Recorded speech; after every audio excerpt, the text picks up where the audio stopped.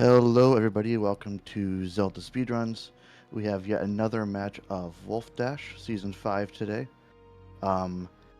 If you were here earlier, this is basically the same tournament except just a different matchup. Today we have the Redemption Bracket, Winners Bracket Round 2, meewix versus ClawedInk. So we won't waste any more time, we'll hop on into the gameplay scene. And once these guys are ready, we'll go ahead and get started. And then on commentary with me today, I have Badamja. So How's should it be a going, pretty everybody? fun and entertaining time. Yeah, this is I think this is their first Wii versus Wii race, which is very exciting. It's gonna be a fun one. Yeah. So with that, both our runners look ready, and I'll get them started. And they should be starting here in a few seconds. So good Sick. luck to all of our runners. Sweet. Good luck. I'm trying to find the race time.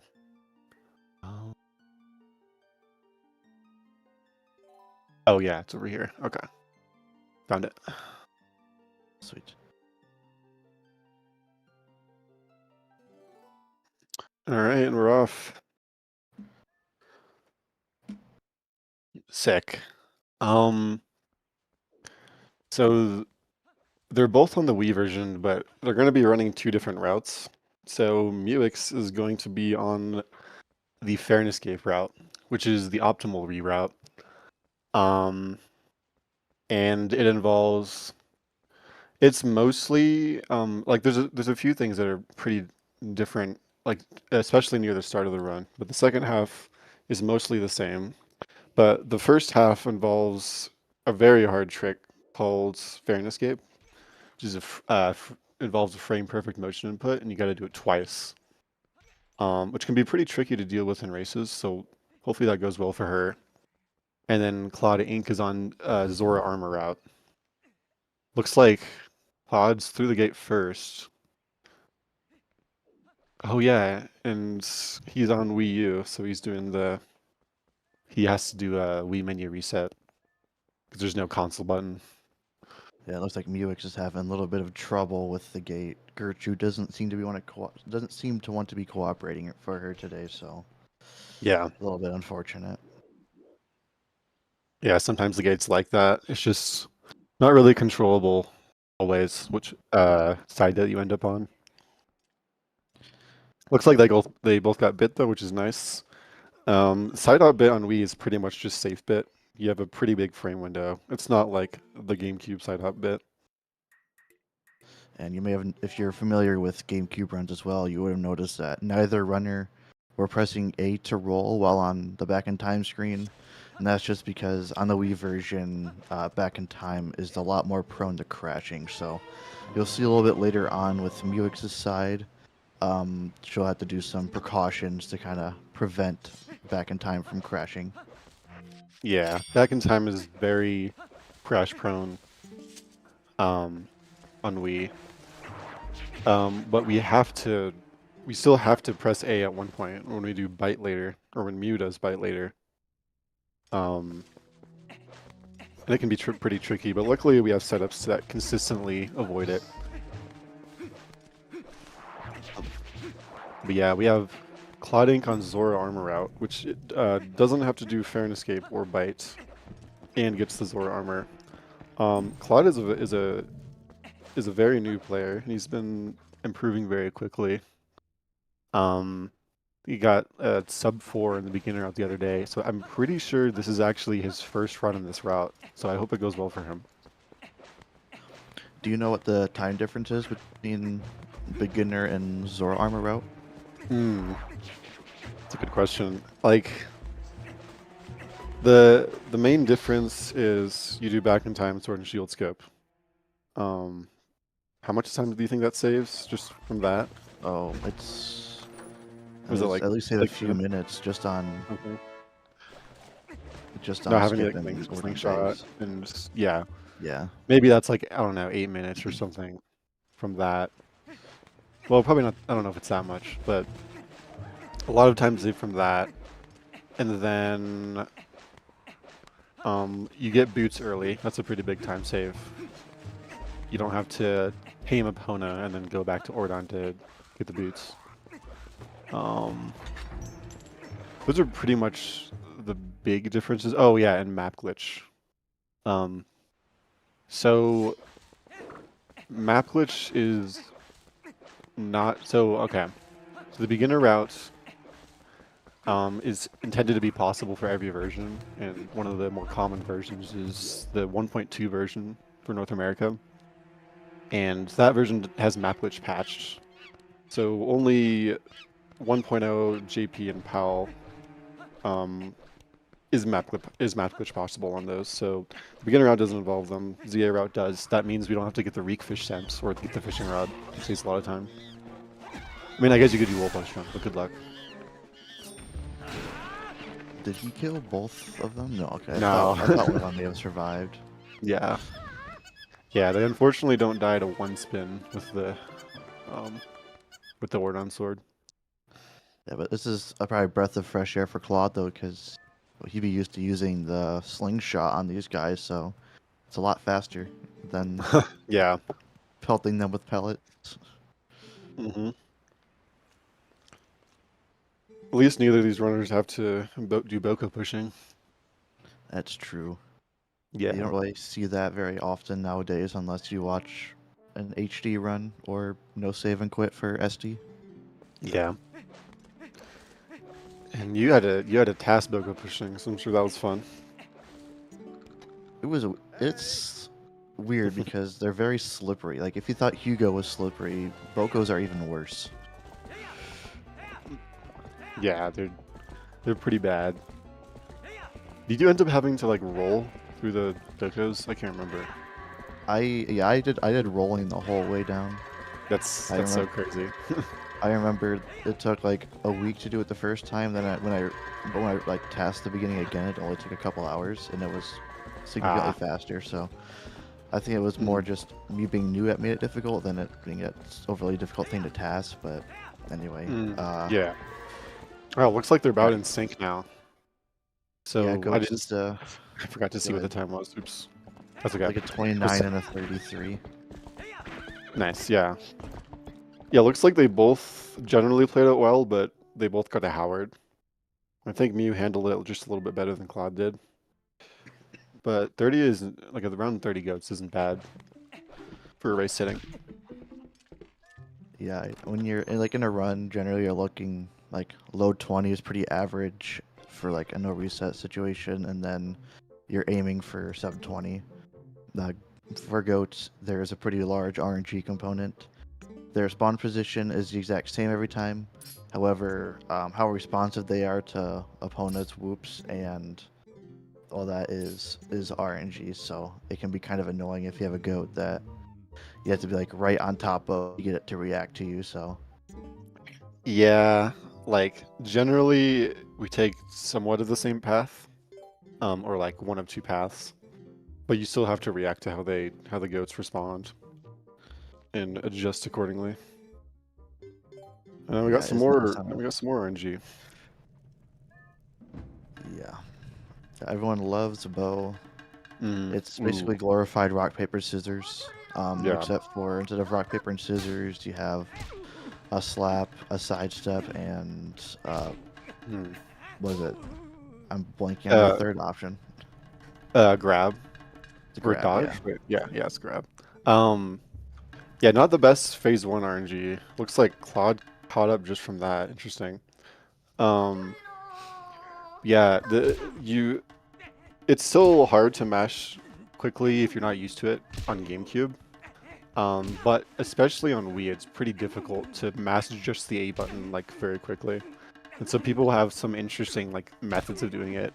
I know meewix does a really interesting way where she uses the nunchuck and like rubs it against the Wiimote to mash A. I just think it's really creative. Yeah, there's a lot of like a big difference I think just in actively playing the game as a runner is like interesting strats you can do with the Wiimote and having to do motion inputs, like watching you guys lab out fair and escape and how to make it easier for the one frame slash has been interesting because there have been some pretty creative ways of holding the Wiimote and nunchuck. Yeah, that's honestly like one of the biggest selling points for Wii, for me, I think, is just like when you have um so for some context, like we can't do boomerang LJs, which is a pretty important technique for glitch runs of SD. But even if you can't do that, there's other things you can do. So it kind of forces you to get creative with routing and how you do things. And that also extends to the controller because the controls are much different. Involve motion inputs and pointing at the screen. So yeah, it's definitely different and fun to like try out new things and find out new things. But yeah, they're gonna be on the same route. Let me think. Because they're both gonna get EMS, half of Fair and Twilight, and then do the second half. I believe the route diverges. Oh, me, like forgetting the route. What is it? It's after Fair and Twilight. Yeah. Okay. So You'll know more than me about the ZA route anyway. I think yeah, I know a decent bit the optimal route, but yeah. Yeah, they're both going to be doing pretty much the same route through sewers, then Sword and Shield skip, and then there's not really a good way to skip. There's not really a good way to skip beating Fair and Twilight on the Wii version, and I'll get into why that is later. But it's also not as slow as you think to not skip it. But yeah, after Fair and Twilight is where we're going to see a divergence, which will be in, I don't know, like 15 minutes from now. yeah, but until that point, we have just sewers. I'll give the obligatory statement of sewers is the Wolflink tutorial section. But it introduces you to digging and senses casually. In a speedrun, it's where you'll see your first instances of dash canceling. A dash cancel is just interrupting your dash within 10 frames of starting it, and that just lets you start a new dash immediately afterwards. So you'll see it after this chain grab from meewix, just so she can dash upon entering the bottom of the ground. But besides that, you'll see them going for some one-framers between mid-attacks and mid-jumps. In every case but one, there's a frame of input, and you can do that to save a second or so-ish. You may have noticed, or the keen observer may have noticed that neither Mew or Claude did a B attack into that cutscene. And the reason they didn't do that is because, okay, well, actually, for tasks, I don't think they do that anyways. I think they just instantly, correct me if I'm wrong, they just skip the cutscene and dash right away, right? Before I get into the actual reason. We do a dash cancel into the cutscene and tasks. Oh, yeah, okay, never mind then. But the reason why we don't B attack there in Wii is because for the Wii controls, if you do a motion input, you can't actually input a minus input or a plus input for like a second. It's kind of dumb. But because of that, there's a few like cutscene skips we have to treat a little bit differently. We can't really B attack into cutscenes. We could jump attack into that cutscene, but it's not really fast there. But just dashing into it and skipping it right away probably isn't as slow as some people might think.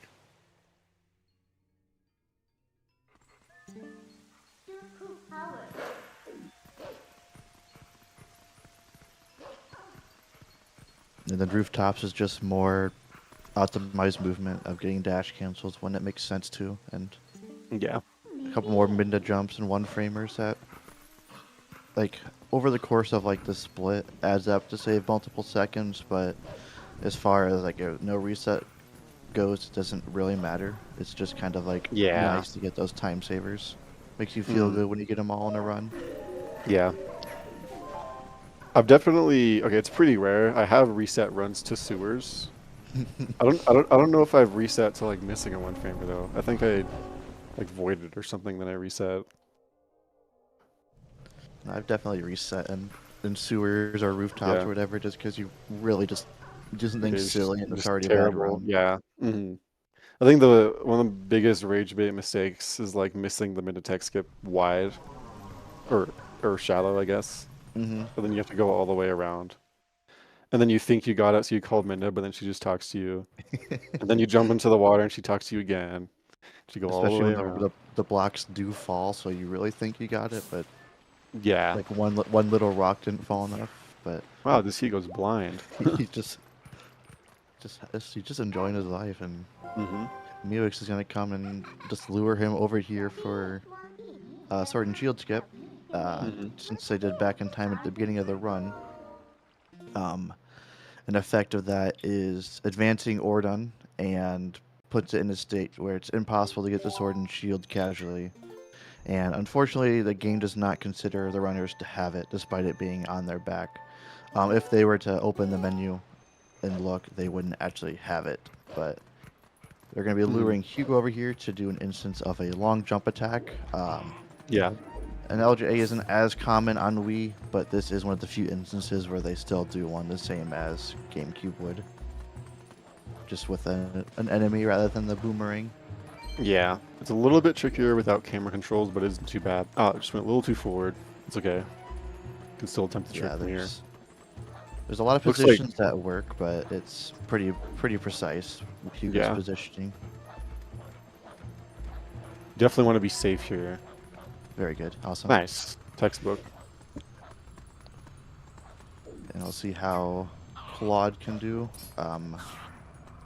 This trick is.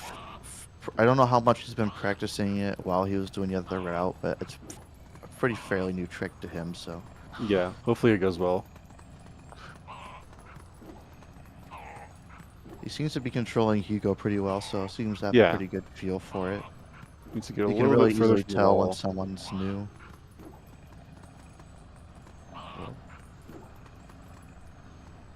Looks like he's also being patient, which is smart. Nah, a little too far. Whoa. Uh, Oh, wow. ooh, Nice. barely. Okay, Let's that was go. close. Nice. Sick. Wait, double first try. That's hype. Yeah, Hugo in a race is kind of sets the tone for a lot of runners. I know for me, Yeah. failing Hugo once or twice really just puts a sour taste in your mouth and makes it a pretty big deficit early on. Because if you were to Yeah. fail, you can't just do it again without moving Hugo. You'd have to actually void out to reset his health. Because Hmm. if you kill Hugo, it doesn't work. It will Yeah, and kill him. and You won't get a second attack. you actually saw ClawedInk do a safety save there, which was interesting. I think he didn't want to lose a run to killing Hugo and have to reset. Because you can't really do anything if you actually kill him, right? Like, voiding out doesn't bring him back. You had to completely start over. There's nothing you can, I guess you Yeah. could load your Iron Boot save, but Yeah. wait, do they have an Iron Boot save? No. The Oh, last save is bit, I believe. oh, yeah. So that's just, I mean, that's a 16-minute time loss if they were to Yeah. do that basically. So Yeah. it can't hurt to be safe, but Mhm. um, you will see them doing Fair and Twilight as Badandra had discussed a little bit earlier. If you're familiar with GameCube, most runners don't do Fair and Twilight, but because of Bite, they need cleared Fair and Yeah. Twilight for a valid Bite save. Basically, a lot of GameCube routes, you'll see them skip Fair and Twilight. And the reason they do that, okay, the reason is that it's not required. And like the way that GameCube runs get to Kakariko Village is they do what's called Gorge Skip, where they do an LJ over the gorge. And it's not possible on Wii. But the next best thing is Bite, which isn't actually too much slower. And Bite is where you do back in time, and then you void out and you load a save. And essentially you spawn in the King Bulblin 1 fight, and from there you can beat him, and then go get to Kakariko, because that's where it sends you once you beat him, and you'll have all your stuff. So that's a pretty quick way to get to Kak. And it's our best option on the Wii, since we don't have Gorge Skip. But as I said before, it's pretty crash prone, so hopefully it goes well from you.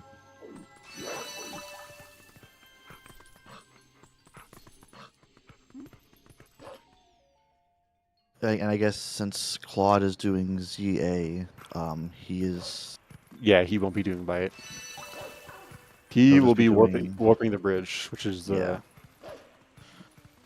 the um Because they can't even do opponent slide over the gorge, so they don't have yeah. a choice but to warp the bridge. Hmm.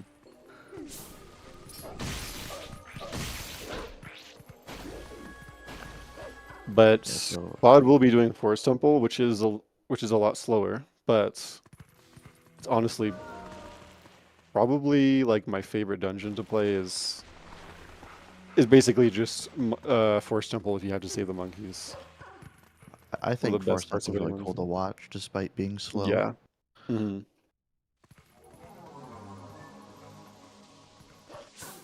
All right, so now we have Jamal. See how EMS goes. You going for fast? Oh, you moved a little bit. Might not work. Oh wow, still worked. Nice. GG. Yeah, I've seen it more commonly around among the Wii runners that they Yeah. seem to prefer doing it from over there, even if they have to do an extra quick spin to get them a little bit closer to the wall. Hmm. Yeah. I think one of the main reasons is that it's pretty easy to get a quick spin there to push him towards the wall, where it's a little bit more awkward to do on GameCube without like moving Link around. But yeah, it is faster, even if you have to do a spin. It was pretty good EMS. It becomes a lot harder if he moves away from the wall, and he did a little bit, but I guess it wasn't enough, so that was nice. Yeah, and what that was an instance of a super jump. It's kind of similar to an LJ, but not really. Um, Essentially, what's happening is using the mid charge attack, you are targeting something higher than Wolf Link. So when you release the charge attack, Wolf Link tries to jump to whatever he's targeting. So in the case of EMS, Wolf Link is actually looking at Jamal's hand, and runners are timing to basically have the hand at the peak of its animation to get the most height. Mm. And we want him to do the right swing. It looks like he's pretty bad RNG for Claude. There we go. Ah, just a little too shallow. And Claude getting some hearts. There are a lot of hearts in this area, both from grass and like half a dozen dig spots, so have Yeah. quite a few attempts to do it. You do not want to die, because if he was to die, he would spawn all the way back at South Farron Woods and Yeah. would not be having a very good time if that was to happen. But Luckily, he made a safety save, so he'd only spawn at the start of the mist. Well, if he loaded the save, not if he died. that's true. But also, if he accidentally kills all the Shadow Beasts, if you don't have a Sane, it's just over. You basically have to like get the Master Sword glitchlessly, as far as I'm aware. Well, you can still skip Goron Mines, but like, well, can you? I don't know. It basically just completely destroys the route. I don't know if there's Yeah. like any really good way of fixing it without. Like, you'd probably have to. I mean, I guess he would load the Hugo save. You didn't save here, but like regularly, I guess you just start over. Yeah, I remember it happened in Wolfdash 4, but I don't remember what they ended up doing as a result. I think it was just. I think fodder DNF is when it happened to him. Was it? Okay. Yeah. Yeah. Hopefully Jamal behaves. He's taking it slow, being smart about it. Just not quite getting around Jamal enough, so he's not quite getting enough angle to get on the ledge. But yeah, it's a very difficult trick, despite how easy some runners make it look. It's not easy to do. Yeah, it's pretty like finicky, and like you need to approach him at just the right angle.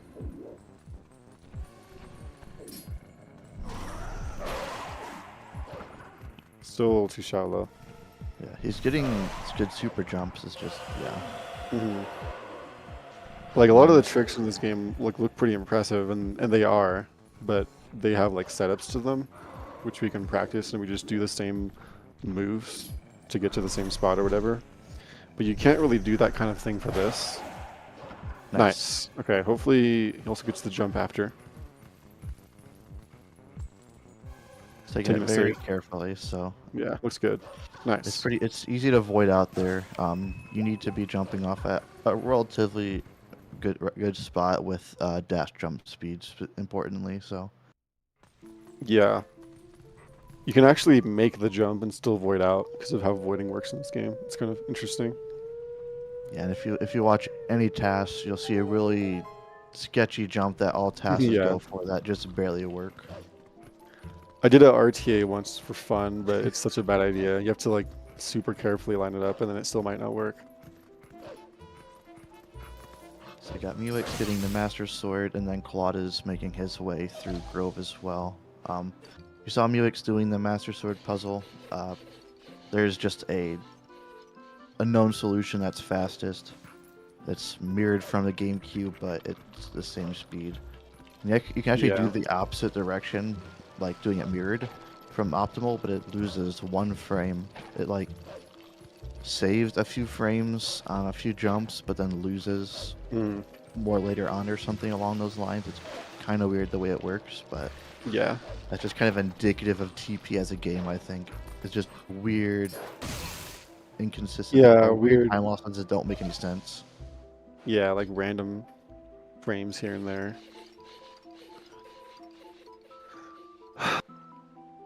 But now we have the Master Sword early, so we can warp and do more damage and transform.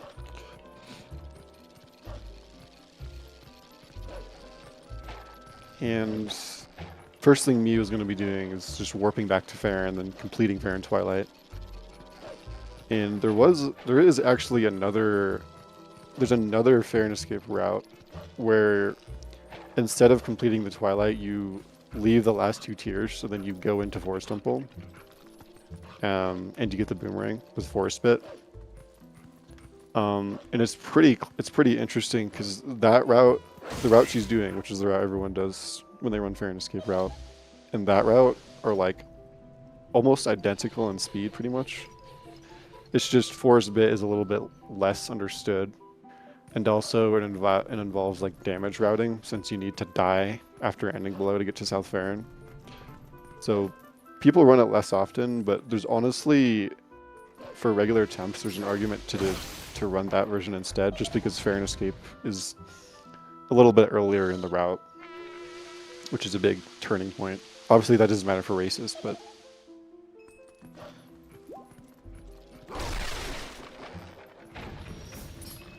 Yeah, so we should be seeing meewix finish Fair and Twilight now, I'm guessing. mhm. And then she'll be doing the first instance of Forest Escape. No, not quite yet. She's gonna do Fair and Twilight, and then she's gonna do Oh, I Bite, guess she's and wrong. then yeah, she's gonna do Bite and Rebite, and then actually do half of Elden Twilight, and then get the boomerang, and then do Fair and Escape. Twice. Yeah, as if Fair and Escape wasn't bad enough on Wii, they have to do it Yeah. 2 times. Yeah, I described it this way at one time. So like, some people might know what Core OTD is. So Core OTD is essentially a frame perfect trick that you have to time after another input that loses a minute. And one way to think of Fair and Escape is like, take Core OTD, and then instead of having it being a consistent time before a previous input, you have to buffer to the right frame, and then make a decision about how far the rupee is, and then time it accordingly. And you also can't buffer in 1 frame. You have to. It's only 2 frames. So you have that, and sometimes you can't see the rupee because it's behind the wall, and also you need to do the targets for the rupee really fast, or else there's a chance that the rupee just might be invisible. I guess I should probably explain what Fair and Escape is.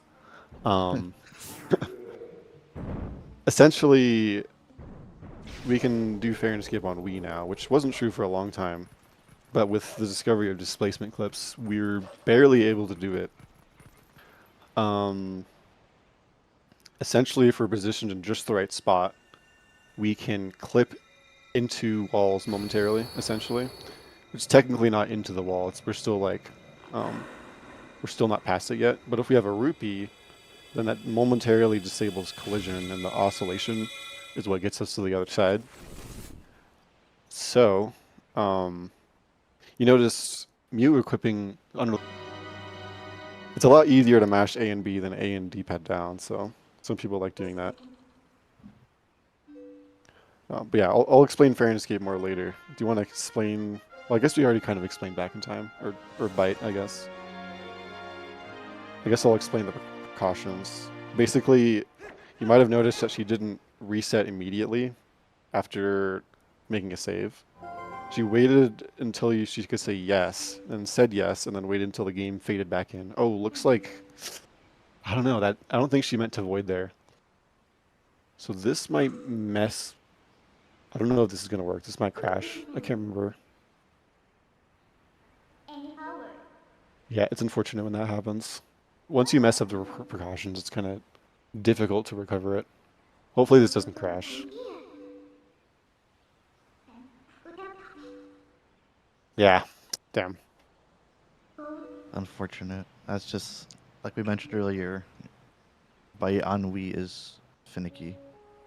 Yeah. At least she has that save from the save warp Yeah. after playing Twilight, so it's not too big of a deal. She just has to power cycle her Wii and load up the game again. Yeah, it is consistent. It's just like if you mess up the precautions, there's a chance that it just doesn't work. Like voiding just screws it up, unfortunately. I can't even remember what you're supposed to do if you void. I think I might just power cycle in that situation.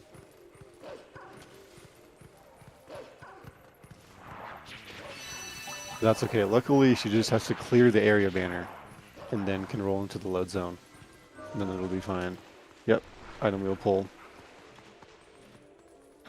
For some reason, clearing that area banner makes it so you don't crash here, which we didn't have to do the first time. Because there was none, because we were already in Farron.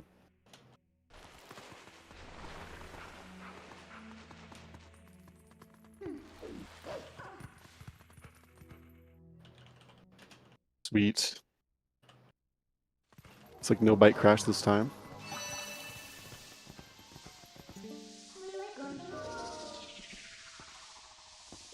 Now we got KB1, which is pretty difficult and RNG heavy. But looks like she got yeah, she got good RNG. This might not be too bad. Nice.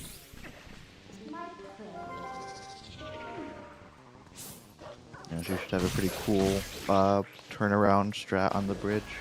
She'll go roughly halfway and then turn around and be running alongside KB so she can get a slash and a quick spin off. Yeah. Just quick one cycle over the second phase. And then sometimes, I don't know if it's frame perfect or how it works, but you can get it to where King Bulblin is actually flying off, but is still in his like little sitting. Yeah, I think he was position. there actually. Oh, was he? I wasn't paying attention. Yeah. If you haven't watched reruns, you might not have seen this before. Essentially, she's going to be jump attacking into a precise spot to get behind this load zone so that she can get access to a void. And this not only lets her do back in time again, but also reloads the area, which we need because this is in a messed up state. Okay, she's going to save again. She needs to be in CAC. Looks like that was frame 1, so it should be fine to just reset here. Yeah. The reset timing is important too. She's resetting once the game fully fades in to avoid crashing. Nice. She's loading the post-Farron Twilight file because that's the one that had. So why did she just do that, PGD? Why is she resetting? Yeah, why did she load the KB1 fight and then reset? So she is going to be doing, or what she was doing was another application of Bite. But in that instance, what she was trying to do is get what we refer to as boss flags, or and that'll be useful in flags, because on top of working with bosses, the boss flag determines, or I guess the number of monkeys you have corresponds with your boss flag as well. So if they're able to get that by other means, it allows runners to basically skip the majority of forest temples, so they can just do the first couple of rooms, go to the outdoor area, and they will just have 4 monkeys. Yeah. So one might ask, why doesn't... Okay, well, I guess we'll see what Claude does, and then we'll explain that later. Ah, unfortunate. Yeah, these keys can be pretty annoying. So, the reason that some people might notice that the runs they've seen, that tier is skipped. And that's because it takes a while for tiers to collect, so they go back out and get it afterwards, so that they don't have to wait on the tier. But we're actually going to be leaving Elden now, because we're only doing half of it. North Faron, yeah. So since we're only doing half of it, this is the most convenient way to split it up. And if we're doing it in that way, where we split it up, it's better to get the tier first before wall clip. So yeah, it might look like Claude's a bit ahead Season 4's Temple, but he hasn't gotten to CAC yet. And we'll also be doing Forest Temple pretty differently. So Claude is actually going to be doing... he's not going to be doing early monkeys. Oh no. Unfortunate. I'm not busted. Claude isn't going to be doing early monkeys, and is instead going to be saving all the monkeys. Because even though the boss flag corresponds to the number of monkeys outside for the monkey chain, it doesn't actually correspond to the monkeys being saved, which is what you need for like the final monkey chain before Diababa. So it's unfortunately not useful to do early monkeys here, and well, unfortunately from a speed perspective, but fortunately for a fun and spectator perspective, because Forest Jump was really cool.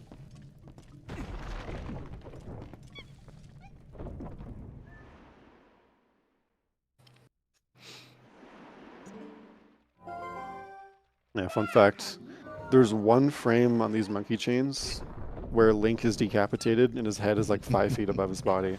See if you can catch it. It's right at the start. So it's not yet, but once he jumps, you'll see it. His head is like way above. It's really hard to see.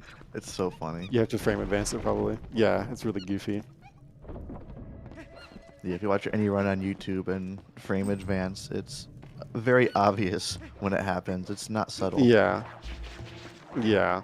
It's hard to catch in full speed, but if you frame advance it, you will see it. I had forgotten that it was a thing when I was doing the tasks, so I got super thrown off guard when I was doing the frame advancing for the jumps. It's so weird. Like, how did that make it to production? That's crazy. Looks like a pretty good Nancy. I think Mew's probably going to go for this. Maybe... No, okay.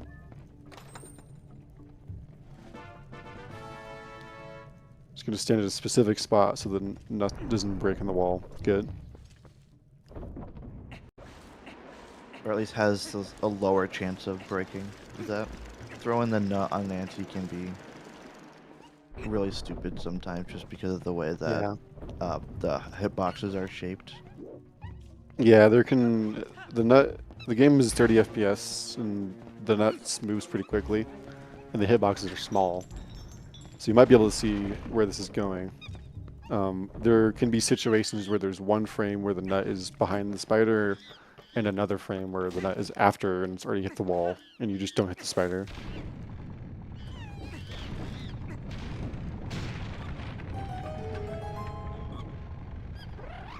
Yeah, and our runners are being somewhat careful to not void out on the monkey chain.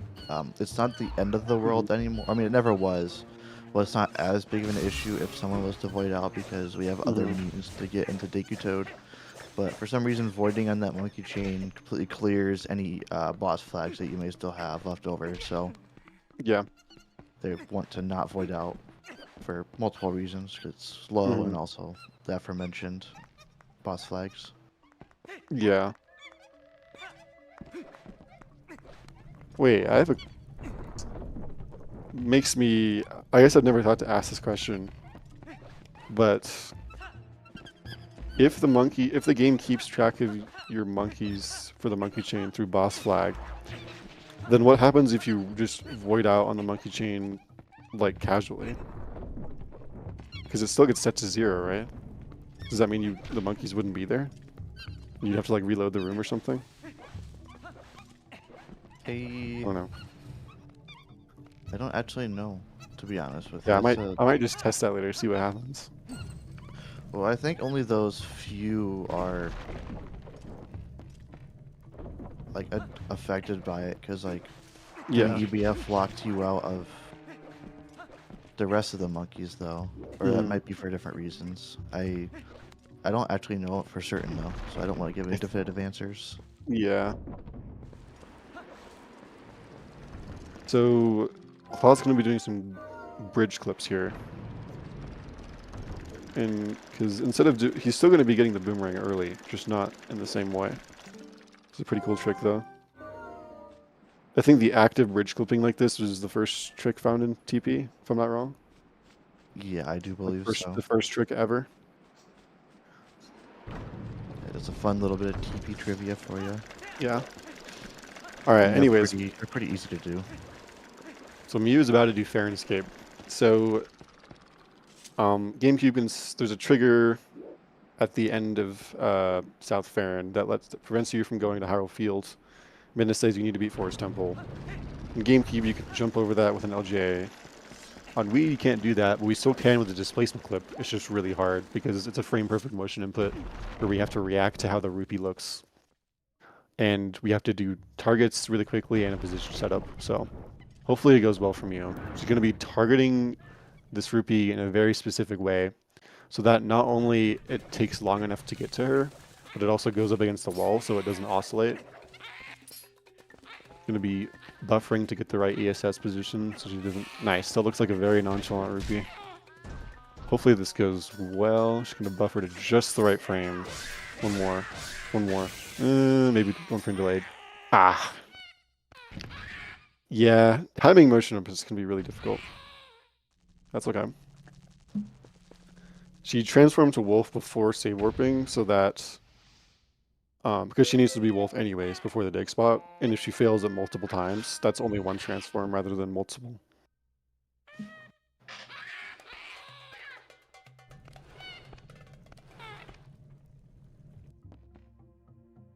Yeah, timing the slash for that is pretty difficult, because essentially the rupee doesn't, like I said, the rupee doesn't move the same way every time. So you have to kind of use your judgment about like how many frames away it is. And then on top of that, you can't buffer in 1 frame increments, only 2 frames. So if a rupee is 2 frames away and you buffer even perfectly, you're going to collect it. So you're going to have to, in some cases, do a 1 frame delayed slash, and you don't know what those cases are always.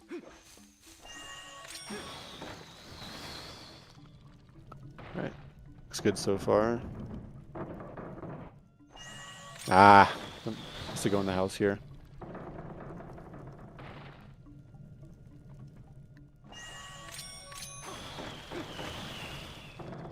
Yeah, another thing with buffering is that even though we can buffer every 2 frames, buffering doesn't work the same way it would in like OOT, where you can kind of buffer out of like an item wheel, out of like a pause. So I think it's 5 frames after you close the item wheels when you gain control of Link, and that just kind of makes it more difficult when it comes to... Yeah.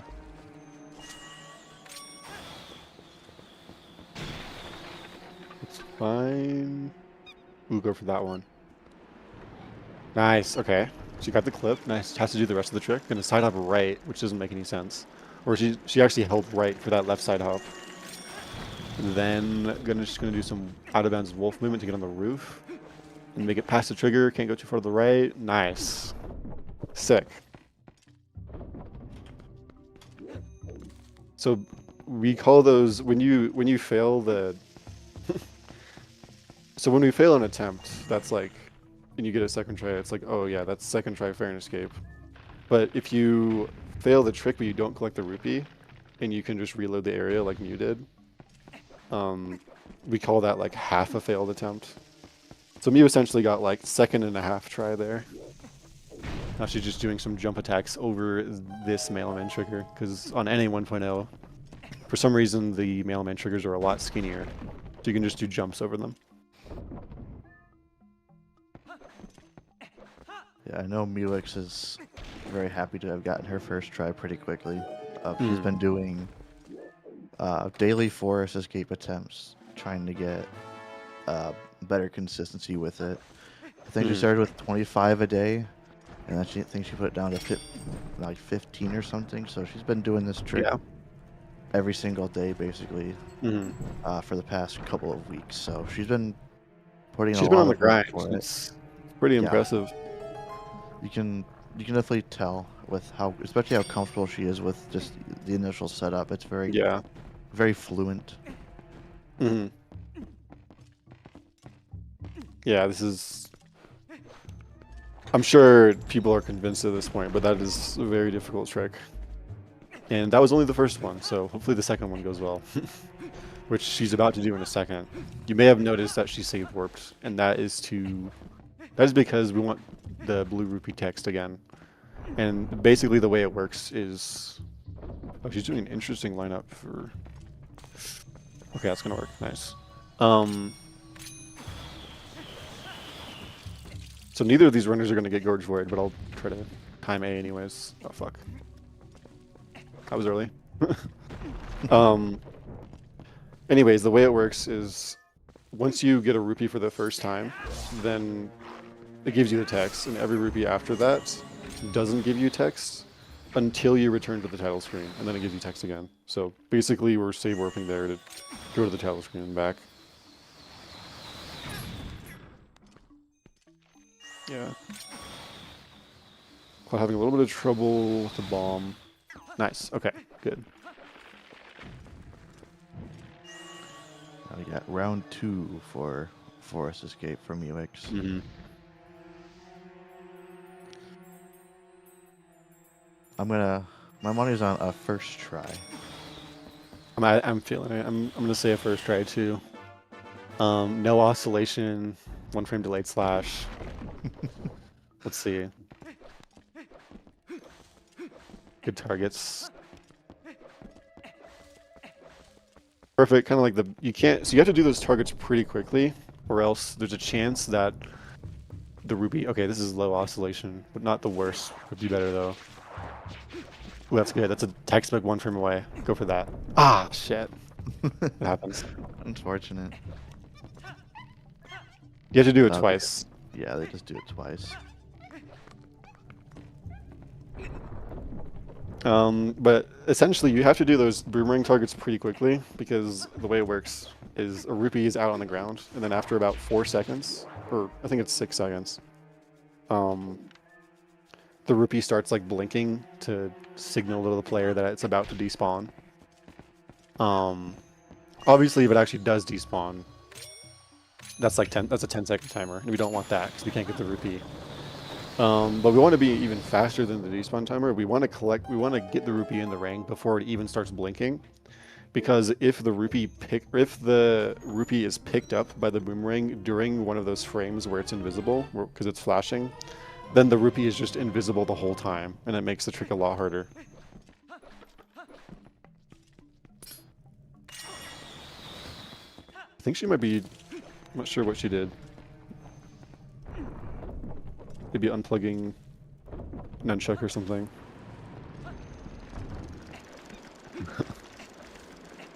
Claude getting the useless bridge clip. Yeah, this is what I was talking about. This is invisible rupee, which is still possible. It's just you can't see where the rupee is. You have to guess. Ah, yeah. Kira.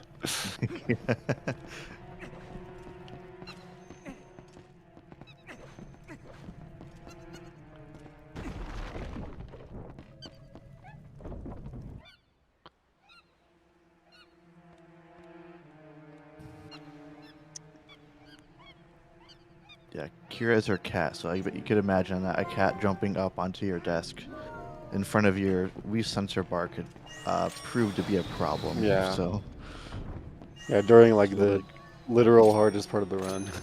little bit of classic cat RNG. Yep.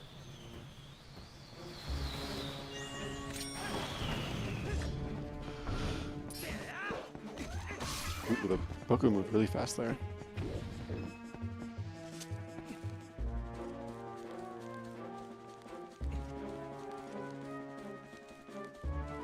Okay.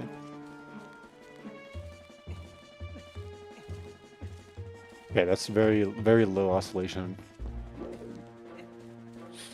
Ah, I think that would have been fine. I don't think that was a bad, like, it wasn't a bad idea to buffer that one more time. It's just, I think the buffer just wasn't perfect. It was it would have been like a 3-frame buffer, or just not a 2-frame buffer.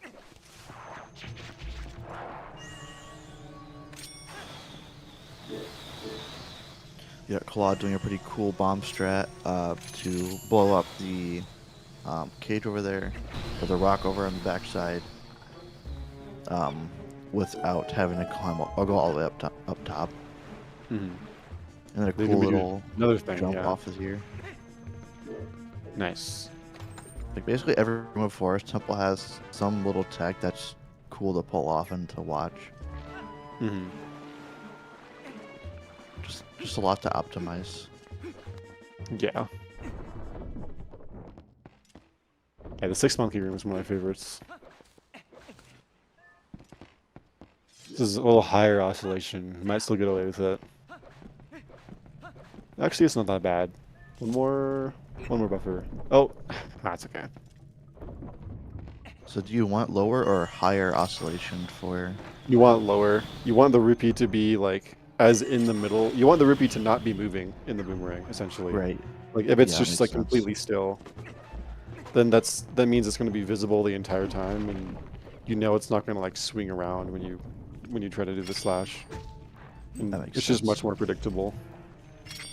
And you can control that, like how you do the targets. It's just, and you can do that consistently. It's just hard to do that consistently while also being really fast with the targets. Because if we didn't have to be so fast, we would definitely just like be very careful with them to make sure it's not oscillating. Just do it in GZ and turn off rupee timers. Easy. Oh yeah.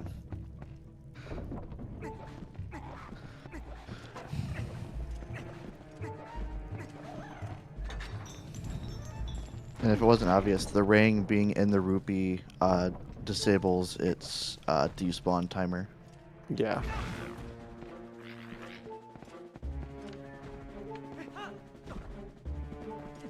I think that was 2 frames away, and she got a frame perfect slash, which means she did the slash a little bit too early.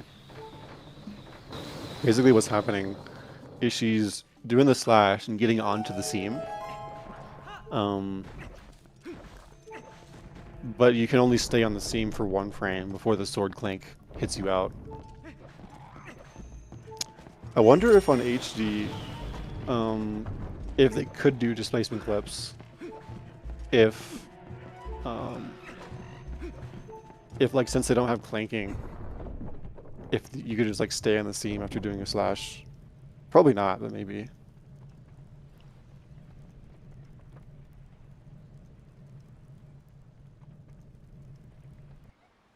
And people they've been workshopping different setups for this as well, Mm-hmm.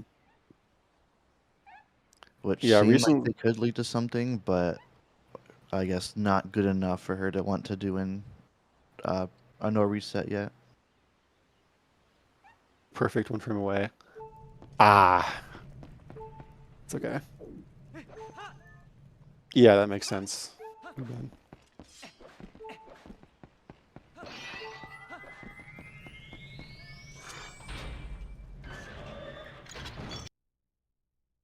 basically you're supposed to do the first phase of this boss, and then the second phase you have to wait for Ook to come out to give you bombs.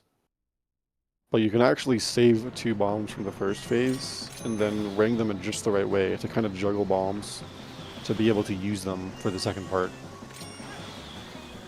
Oh, that's interesting. Wait, I've never seen it done like, what the hell?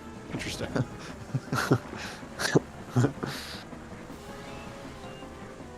I don't know if he meant to do that, but it looks like he got... Yeah, I think he accidentally got 2 bombs at first. So now I think he has to wait for this guy to attack, so he won't attack while he's ringing the I other think two he's a little bombs. bit closer. I guess Yeah, not. I guess it's just RNG. it is, I think. Yeah, so now he's gonna get these 2, and then gonna ring this into the other one's mouth. It looks good. Looks like it should be fine. Oh, looks like Mew got fair and skip the clip. See if the... Nice, good. Sick. No, pass fair and escape. I guess we just needed to focus on Diababa Yeah. for a little bit. Yeah, exactly. Yeah, so meewix is now probably very happy to be done with that, and she can just relax and just play the game for a while now. Yeah. Unless she does card drowning. I don't know if she goes for that in races. Nice. Looks pretty good for Claude. It should just be Nice. more jump attack and, or I guess. Ah, yeah, it happens. The Is hitbox sword for that put away? is really weird. The spin, like, if you do the spin too early, like the last part of the spin doesn't hit the eye for some reason. I don't really know how it works. Yeah, but like interestingly, if you do a jump attack auto spin on I, it gets rid of the doing the auto spin gets rid of the hit stun lag. So it's kind of awkward to do like get a jump attack to land when the eyeball is like flailing and falling onto the ground. But Yeah. that's just a small 5-frame optimization, so it's not a big deal. It's just kind of cool to mention. Yeah. Basically, there's something called hit stop or hit stun. Where when you hit an enemy in this game, typically the game like basically freezes for a few frames to like enunciate the attack. But for some reason, certain attacks don't do it. And like TGD was saying, the jump attack part of an auto spin doesn't add any hit stop for whatever reason. So you can use that to our advantage in a few places. Yeah, you can also like if you're in an area with like a bunch of keys, say if you're doing like a messenger fight with a lot of keys around, if you get keys, they will kind of negate that hit stun effect. Is she going for it, or is she just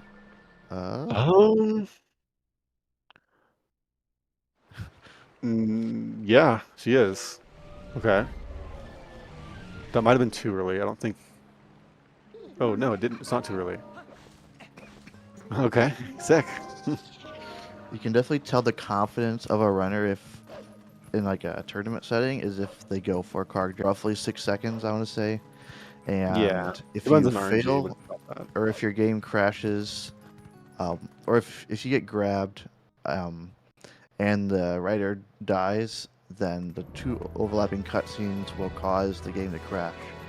And the only way you can really fix that, unless you like see it, like have them or like predict it beforehand, is by power cycling your Wii and loading your last save, which in Muix's case would have been before doing Forest Escape again. So Yeah. Looks like ClawedInk unfortunately hitting the mailman trigger.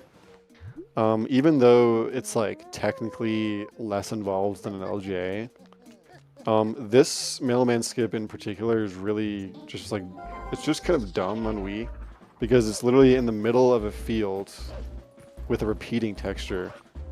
So like you have to just like know where the tiny splotch is on this giant field, and it's like right in the middle of it too.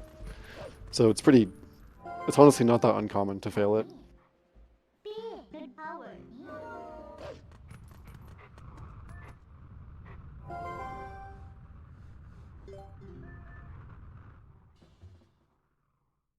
and when Muix was flying there, isn't there a thing where You Oh don't yeah. want to keep your crosshair or like your pointer at, was it the like middle of the screen, like the, Hmm. doesn't it just, if you get in Yeah. the middle, doesn't So it shoot the bird up? yeah. So basically, how it works is for some I don't know if it's I don't know exactly why. There might be some divide by zero thing, but on the Wii version, on any version of the Wii version, if you aim the pointer at like the vertical middle of the screen, it's like anywhere left or right doesn't matter. If it's in the vertical middle, then the card rock will take a really weird path where it will go like, so if you start from the top and then you aim in the middle, you aim just past the middle, it'll like completely skydive and like go straight up. And if you're dashing, you might just dash and bonk into a wall, and that's what happens. And the reverse is also true. If you start from the bottom and aim just past the middle and stay there, then it's gonna nosedive. Um, which is really weird and annoying. But once you know about it and are used to avoiding it, it's not really that bad to avoid. At least in 80%. It's more annoying in Hundo. You're trying to warp to Death Mountain. If you disable pointer controls, does it react more or less the same as it does on GameCube, or does it still have Yeah, the it's pointer on screen? no, it's identical to GameCube if you turn pointer off. Okay. So I guess think when if I you ran really want Hundo, to I avoid did it, do that. you could do that. Yeah. Yeah, Mhm. that's smart. Yeah, but we finally have a little bit more Twilight. I know you guys really miss the Twilight section, so meewix is Yeah, working on Elden. I like Elden Twilight. I think Twilights are overhated. They're really not that bad. I just don't like the dashing in the area. The rest of them are fine, in my opinion.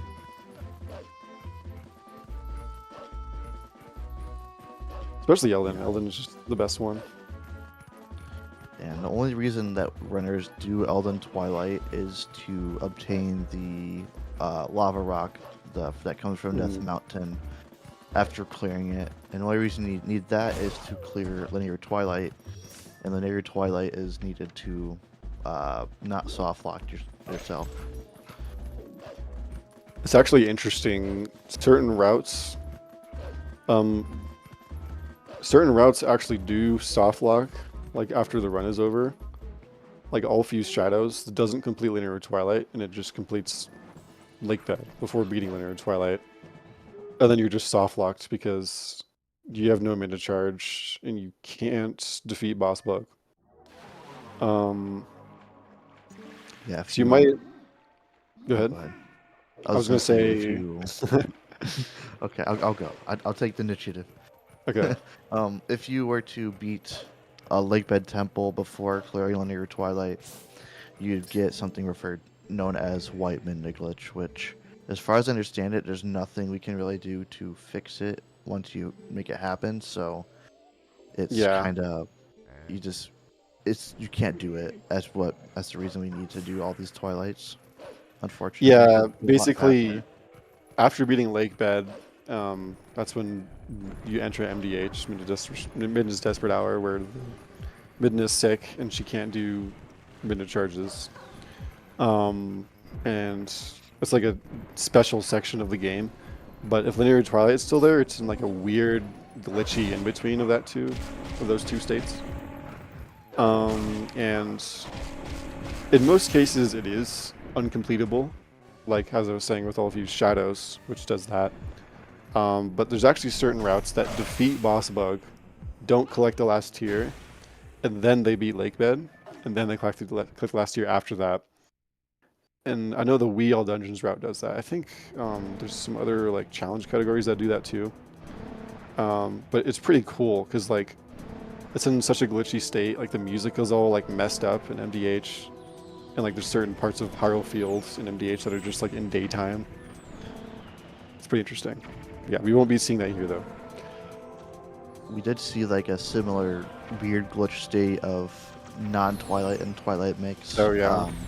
When meewix was doing Rebite in Kakariko, where it was like basically like dark out without all the extra balloons you get from the Twilight, but you have all the like polygon particles in the air.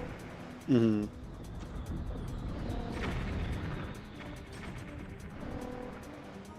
Yeah, it's kind of weird because like it's technically not Twilight, but those things are still there.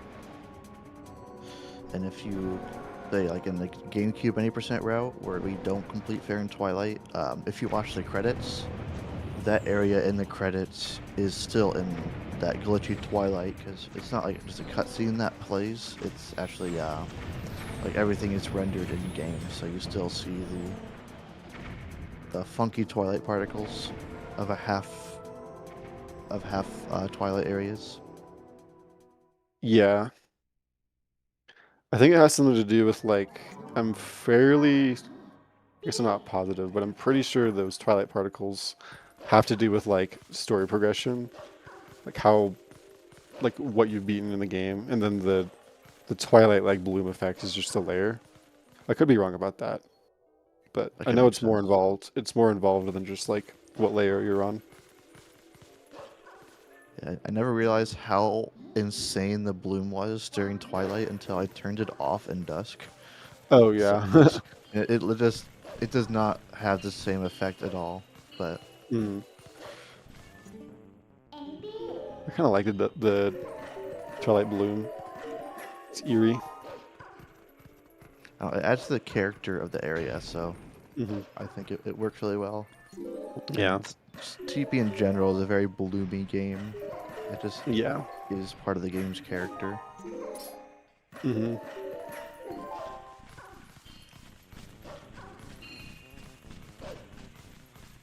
Missed the obligatory mention that that was the one Oh, mid jump rising the.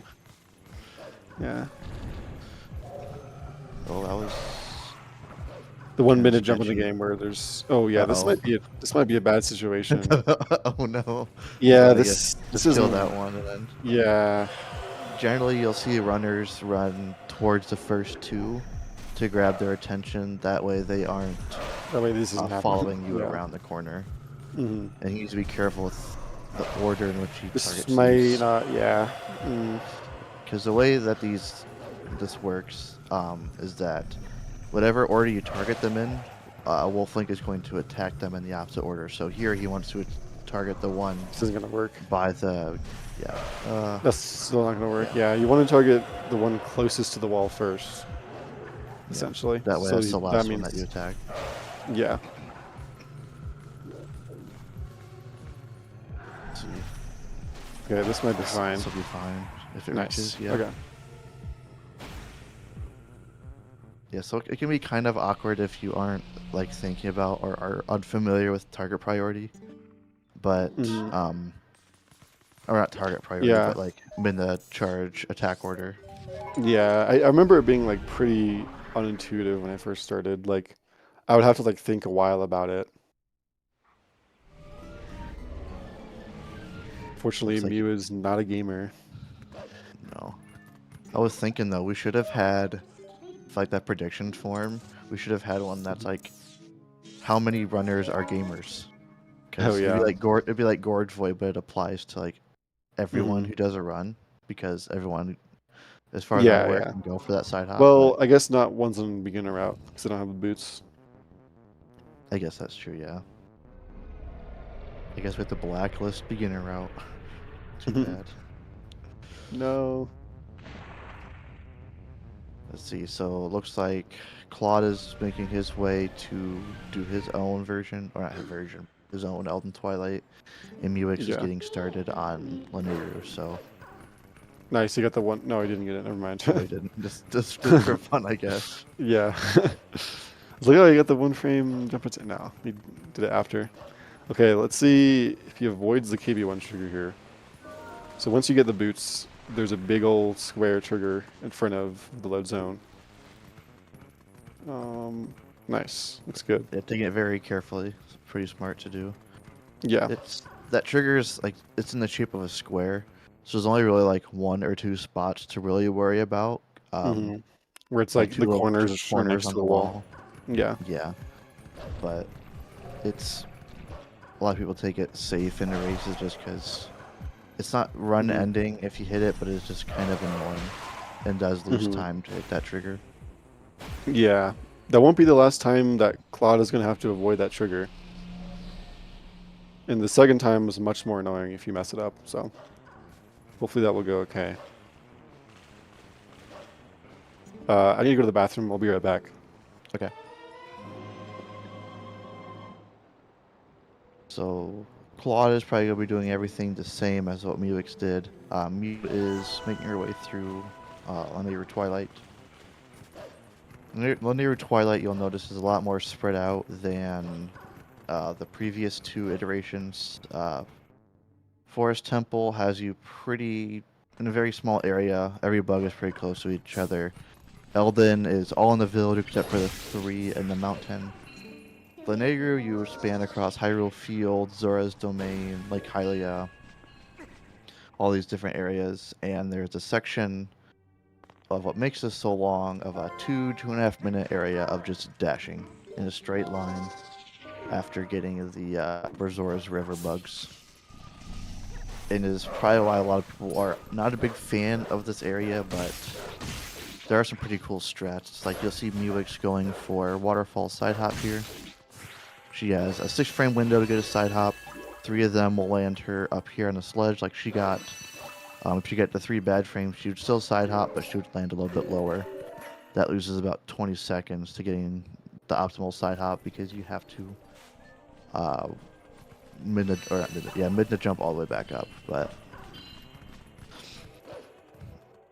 so hopefully we won't be seeing why Wii 1.0 is annoying with the bugs, but yeah, so you'll see that that bug just dove all the way to the bottom. On the Wii 1.0 version, if you kill a bug and it lands in the water, it is going to sink all the way down to the floor. You can see it popping up there. You have to wait for that. Yep, she's looking down to kind of showcase it for us. Yeah, if it goes all the way down, you just kind of have to wait for it to come back up. And is an unfortunate just side effect of the Wii 1.0 version. Okay. Welcome back. Wow, Mew's rich. Yeah, you missed her bugs taking a dive in the lake. Oh yeah. Yeah, that kind of just usually happens. Like the norm is that they all sink and lose 10 seconds or whatever. Yeah, But she every even once gave in a us a while little you get show lucky. and look down, watch it Oh slowly yeah. rise up. You can have an even worse instance of that if you got like the upper ledge bug. If you kill it, but it falls all the way down, like if it's really close to the ledge, you just Oh, have to that's so stand bad. up top and wait for it to sink to fly all the way up to you. Hmm. Yeah, so Claude missed the bonk on the ledge, so this bug was still like not available until he bonked the wall. Yeah. That yellow's annoying. Yeah, now we'll have the 2 minutes of wolf dashing, OMG name drop in a straight line for a couple minutes, and it's why a lot of people aren't too big of a fan. But honestly, you can line up your angle and just hold up and mash A, and then out of the next load zone, runners just hold up and mash A. You don't have to adjust their angle at all. So Yeah, I feel it's pretty like mindless. So you don't really need to. sometimes like I feel like a Bulbin like pushes me really bad, so sometimes I try to avoid him. But Yeah, I usually yeah, just pay attention when I get closer to that boulder to see if a Bulblin is gonna mhm, mess up my day, but usually it's not too yeah, bad. yeah. So yeah, I'm trying to think of how far ahead Mew is, but it's pretty hard to say because Cloud still has to do escort. Yeah, Escort is it's like 6 We'll minutes or know after something. Lake Bed, pretty much. Yeah. Yeah, it's like 6 or 7 minutes for Escort, I believe. Don't say it. um,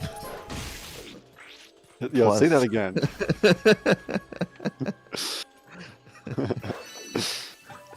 how to pull out the lurkers is just like a shitty reference. But, Yeah. but we have the time loss, mainly the time loss of Escort itself, plus how far behind Claude currently is behind meewix. So probably he has like 3 minutes left. Yeah, 2 pro left. In 4 minutes left in Elden, and meewix probably has I don't know, probably 6 minutes into Laneru, so Yeah. Yeah, bomb house skip is a little tricky, and it sucks to fail. You fall all the way down to get back all the way up. Mew's gonna be going for a manip here. Looks like she got it. Nice.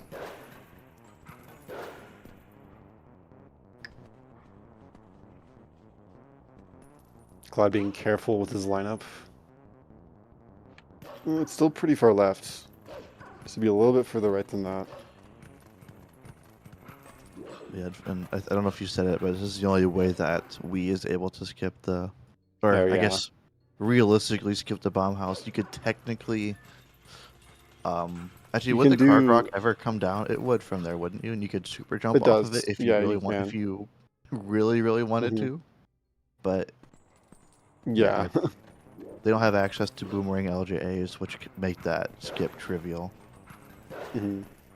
Most runners still elect to do it as Wolf because it is faster anyway, but Wolf controls are finicky because the way that they work is you can't like hold the direction and A in the same frame like you can as human. You need to be holding a direction for at least a frame and then press A to get a movement that's not a jump attack. Yeah. Yeah, it looks like Yeah, Claude. and- He's being careful not to leave too early. He almost left the tunnel too early, which would have been annoying because it's that inner tier you can't collect from the outside, and you have to like go all the way back through the tunnel and collect it again.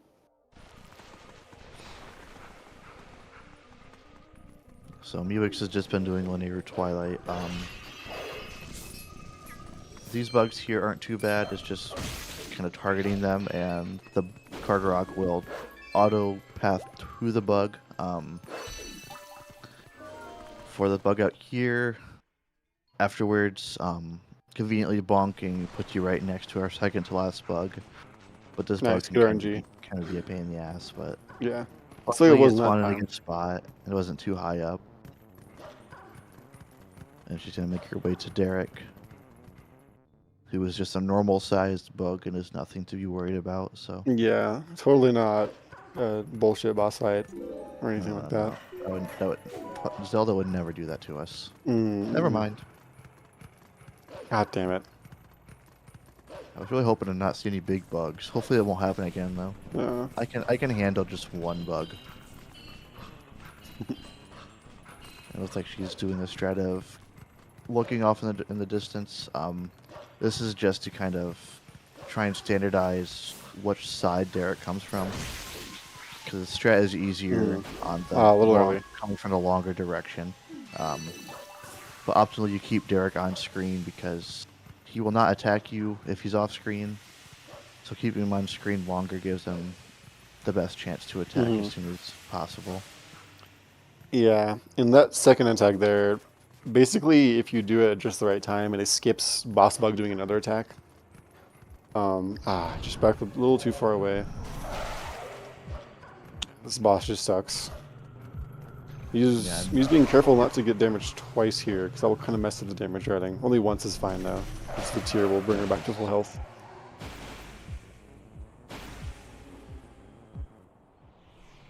See, so will she be doing the same enter like bed shenanigans as GameCube? now? Yes. Okay. So I at least understand what's happening here, which is nice. Yeah. Luckily, that's the last BS boss fight, and there definitely won't be Dark Hammer and Stallard. They don't exist, so. We just skipped those guys, so. Yeah. Dark Hammer with his really big hammer. He's pretty scary. Yeah.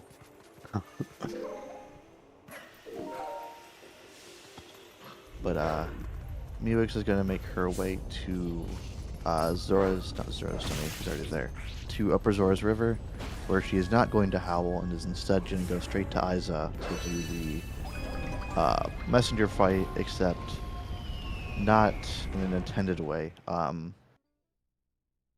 Casually, you'd be doing it as a human because the fight is triggered or is opened up after talking to Aiza and she tells you to scram. And you'd be a human walking away, and then you would be in the arena as a human, unable to transform. But by talking to her and then walking a very fine line, we can allow the barriers to fall down without us actually triggering them, where we can turn to wolf and do the fight as a wolf without the charge, using a pretty specific set of attacks. It's not too bad, it's just kind of a series of steps you gotta follow, but if you mess up, it can snowball pretty quickly. But yeah, looks like a good setup. Yeah, and messing it up is pretty bad because you don't want to die.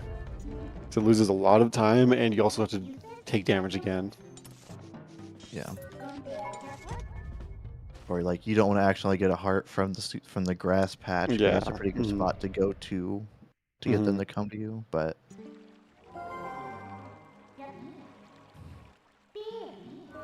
this is gonna do a good, attack, nice jump attack, and yep. Yeah. So when we warp away, we can steal a bomb bag from Iza. And if we warp away again, we will have the we'll have the bomb bag and also have the null item, which looks like a black rupee. Essentially, what the game does is once you game over or reach the title screen, the game reverts to your equips to what they were before interacting with Iza. But because we are warping back to Iza again, our equips before Iza involved a bomb bag. So like our quote-unquote previous equips have the bomb bag. So that's what we mean by duplicating the bag. We just straight up like steal it and steal it permanently rather than temporarily.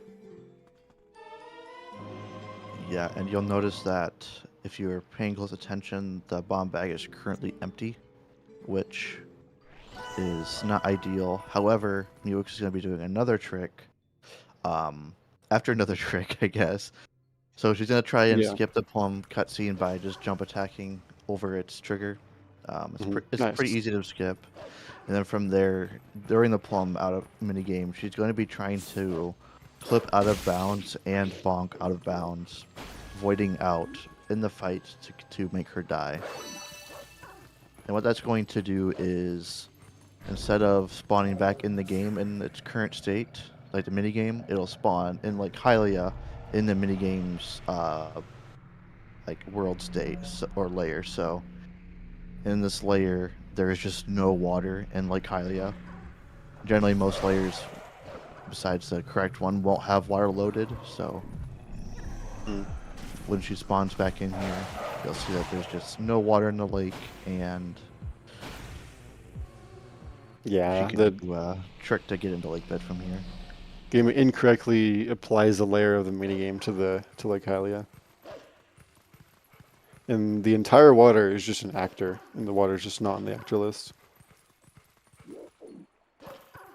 Yeah, it's layer 4 if anybody wants to play around with it on GC. Yeah. It's like good angle buffering. Essentially, essentially you move the same number of angle units per frame when you aim directly left or right or up or down. So by pulling, looks like the setup looked fine to me. I'm not actually sure what was wrong with that. I wasn't paying super close attention, so I am not entirely sure. Yeah. Basically, we can change our angle a consistent amount by buffering while aiming only left or right.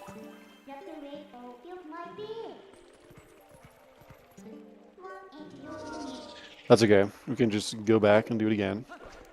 And dying is pretty much the only like fast way to get back to this state anyways, once you fail it. If you try to save warp, it'll just put the water back because it won't retain the layer. Actually, I wonder if you could void out. If you could just void out, I guess that would work too, wouldn't it? Like it wouldn't like reset the layer. I don't think it you would can, spawn you on but the bridge. I assume it was spawning on the bridge. Yeah, Like, which is at the better. bridge, or the Yeah. dock. Yeah. Yeah. Hmm. But she got second Nice. try. It's Good shit. I'm not sure what Claude is doing here. I He can't don't know if she transform went into for Zora. Yeah, they can definitely see you. Yeah. I think he may have failed Waterfall's hide hop or something and isn't sure how to back it up. Is my only guess because he didn't have that bug up top. Maybe. Yeah, he doesn't have a second floor bug. There we go. I guess he just doesn't know that save warping, or hopefully he knows he didn't get that bug. Oh yeah, doesn't forget it.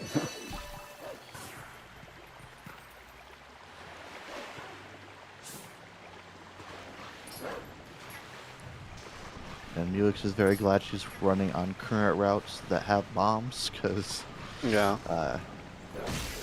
I guess if you aren't doing the cool out of bounds movement, not having bombs in like bed is kind of a pain. Yeah. Yeah, now we can step clip out or displacement clip out and just kind of swim through the out of bounds water and just get to the top. Well, I mean, having bombs skips all that too. But before we could do that, we had to do. Okay, first of all, check out this displacement clip. Lost triangle there for a second. Yeah. On GameCube, this one only saves a second. On Wii, it saves a lot more than that. If you go to the second floor. And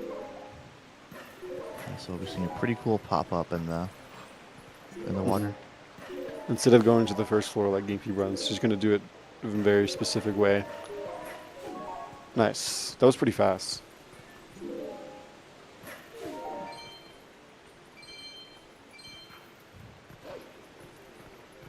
So not only is this faster than, or I guess this gets rid of doing pot push, which already saved a lot of time over what runs used to do, and the displacement clip, and then the up warp in the center area saves even more time over doing pot push, and it's 100 times easier. So a very nice addition to Twilight Princess speedruns in general, and especially the game Wii version. Pot push is like really cool conceptually, but it was kind of BS, and it just wouldn't work sometimes. It was pretty difficult. So in a way, I'm a little bit glad, but also kind of sad. I miss it. I don't miss Jake though. Screw that guy. Yes, fuck Jake. But she's just gonna look up and it'll start the fight because she still has boss flags from. This looks good. Yeah, from fight earlier. Nice. Zero cycle. That's sick. There's it's very precise, but you can boomerang a bomb into Decatoad's mouth right as the fight starts. You don't have to deal with the tadpoles. It saves like 12 seconds. Probably more than 12 seconds on Wii because of quick spins. Probably, yeah. She held on to one bomb just in case she was to mess up the fight somehow. Because if you mess up, then you can just throw a bomb to skip Decatoad from dispersing his offspring again.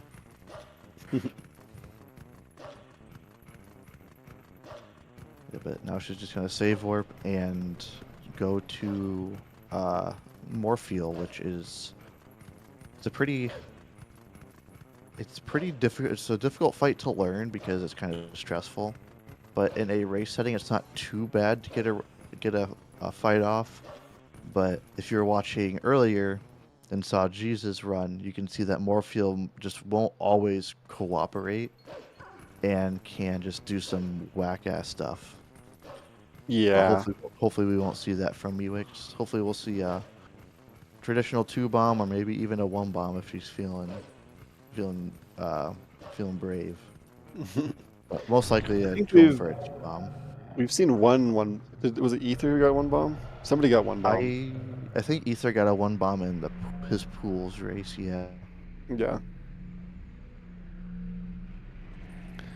We always see a few 1 bombs in Wolfdash, I think, but they're still very rare. And there's a clip on ZSR from Case going for 1 bomb during the Check it. finals, and it was really cool. Oh yeah. Yeah, check out this boss key setup. Set up just to the right spot, and then this will put her just the right distance so that she doesn't have to adjust left or right. Is that like a version of like the Hundo one?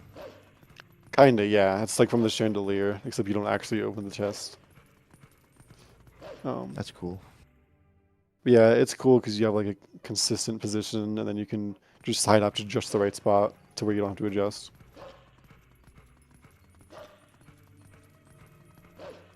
I didn't know Case did it in the finals. That's pretty sick. Yeah, it was awesome. Yeah. So meewix is going to be attempting to hit the eye with a quick spin or a jump attack, and was hoping to pull a bomb and then force unequip Iron Man start over at the start of the fight or after the cutscene, but ideally she would have gotten that off beforehand, and she would be rising up to be more level with Morpheal than she otherwise would be. But she's going to be doing a trick of referred to as swimming with water bombs. You are not supposed to be able to do that casually. So by pulling a bomb and then forcing equipping Iron Boots, you're able to swim with them in hand, and dropping them whilst doing so will refill your air meter, because the game just assumes that you can't be moving with a water bomb like that and be underwater. So it just kind of assumes you're above ground. Yeah, it looks like she backed that up nicely. It's not super intuitive how to back that up when you don't go to this, you're not syncing in the cutscene, because Morpheal has a thing where she won't notice you for a while. So you kind of have to take weird pathing so that she eventually notices you. It's okay, kind of far, but oh yeah, a little late. Close. Yeah. And what's interesting to me is just like managing your items on Wii. She's gonna go for a regrab here as well by I think she needs Iron Boots. somewhat good regrab here. This should be fine. Okay, nice. Yeah, good, very good. So that's basically a 2-bomb, just without the. She just messed up the first pull, but pretty traditional fight after. I didn't see. Did she mess it up, or did the eye just like screw her over? I don't know if it like I wasn't paying super close attention. It looked like she may have pulled bomb late, but yeah, sometimes you can do everything right and you still just get screwed because the eye just decides to like immediately go into the socket. Yeah, sometimes it was a beeline right for the eye hole, and yeah, like today you said, it's impossible. Yeah. But being able to back it up like she did is it's a good thing to be able to do, because you have to practice failing it basically to understand well how to fix it, or you have to, I guess, do a lot of runs and fail a lot in runs, I guess, but I imagine she's just practiced it a lot. Let me see something. It seems like, other than Fair and Escape, seems like a pretty decent run for me, right? There wasn't really any other big mistakes. Issues. Yeah. Yeah. I know, like, she said that in general, she's only really worried about Forest Escape, and if she can get those pretty quickly, then she's pretty comfortable with the rest of the run. So yeah, which is what we like to hear. I'll be right back. Okay.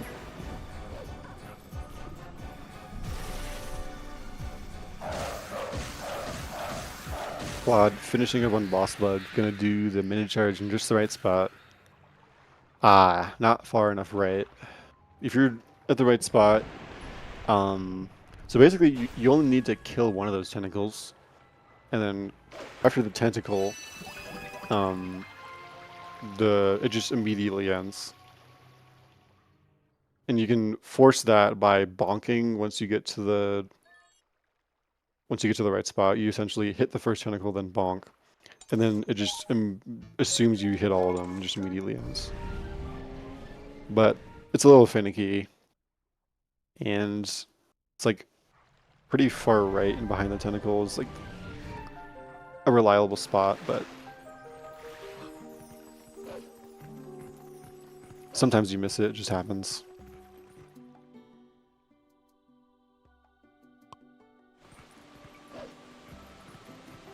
So now Claude is going to be doing the same thing Mew was doing earlier. And it looks like he's not going to be taking damage, which is fair, because that makes the bomb duping easier. Well, no, that's wait. I'm saying the wrong thing. Claude isn't going to be dying, so he doesn't need to do. He doesn't need to take any damage. But he's going to be doing. Wait, do you do but? Okay, yeah. So I think the regular Zora armor route gets the Zora armor and then does bomb duping to waste some time a day, because you want it to be daytime for iron boots. But you only have to wait like a second for it to reach daytime if you get ZA first. And I think he's doing bomb duping first so that he has bombs for escort so he can get some more rupees.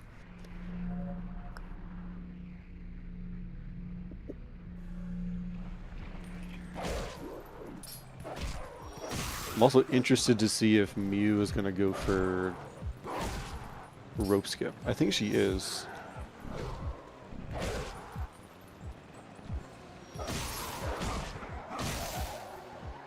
Yo, nice. Let's go.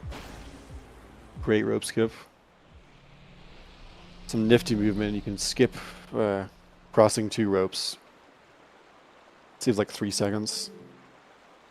But it's not super tricky. There's just a bit of a learning curve to it, and it's pretty risky. Looks like Claude did bomb duping. It's pretty sick. Alright, I'm back. Welcome back. I had a cat pestering me because she wanted food, so Linda. had to oblige. Mm-hmm.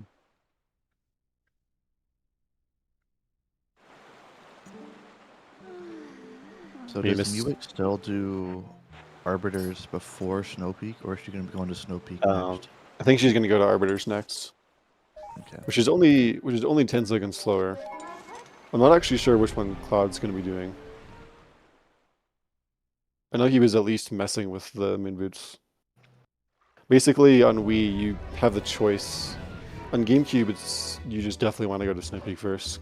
There's like no question, because it's just faster. On Wii, it's also faster, but it involves a more difficult bomb boost rather than going to Arbiters first. I don't know if Claude knows about the 4 boomerang things.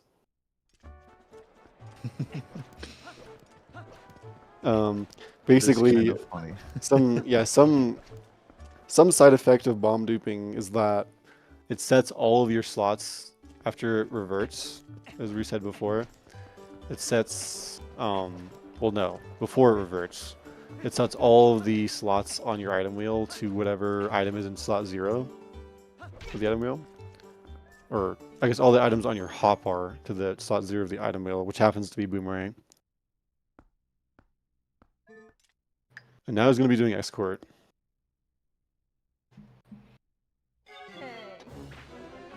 Oh yeah, the classic.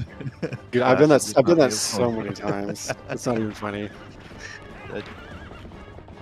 You want to mash save with that text, but if you do it after, you just get off. There's not a very big window of text input and gaining control of Link. Mm-hmm. It's like Mew's getting roped a little bit. 2 golden LJs though, nice. And Claude is doing a step clip, which for the longest time we didn't know actually was a step clip, but after we actually properly discovered them, realized that, hey, this is in fact a step clip, and we've been doing it since, like, I don't know, 2017 or something? Nice. 2018 without realizing. Yeah. Basically, what step clips are nice bridge from you. What step clips are when Link does like this small step up animation. Like really high ledges don't work and really low ones don't work. It's like kind of in between, like a medium step up. For some reason during that animation, the wall collision is disabled. So if you get pushed by something else during the animation, you can just phase through walls. And it might not be the first, it's probably not going to be the first time we see that, or last time we see that.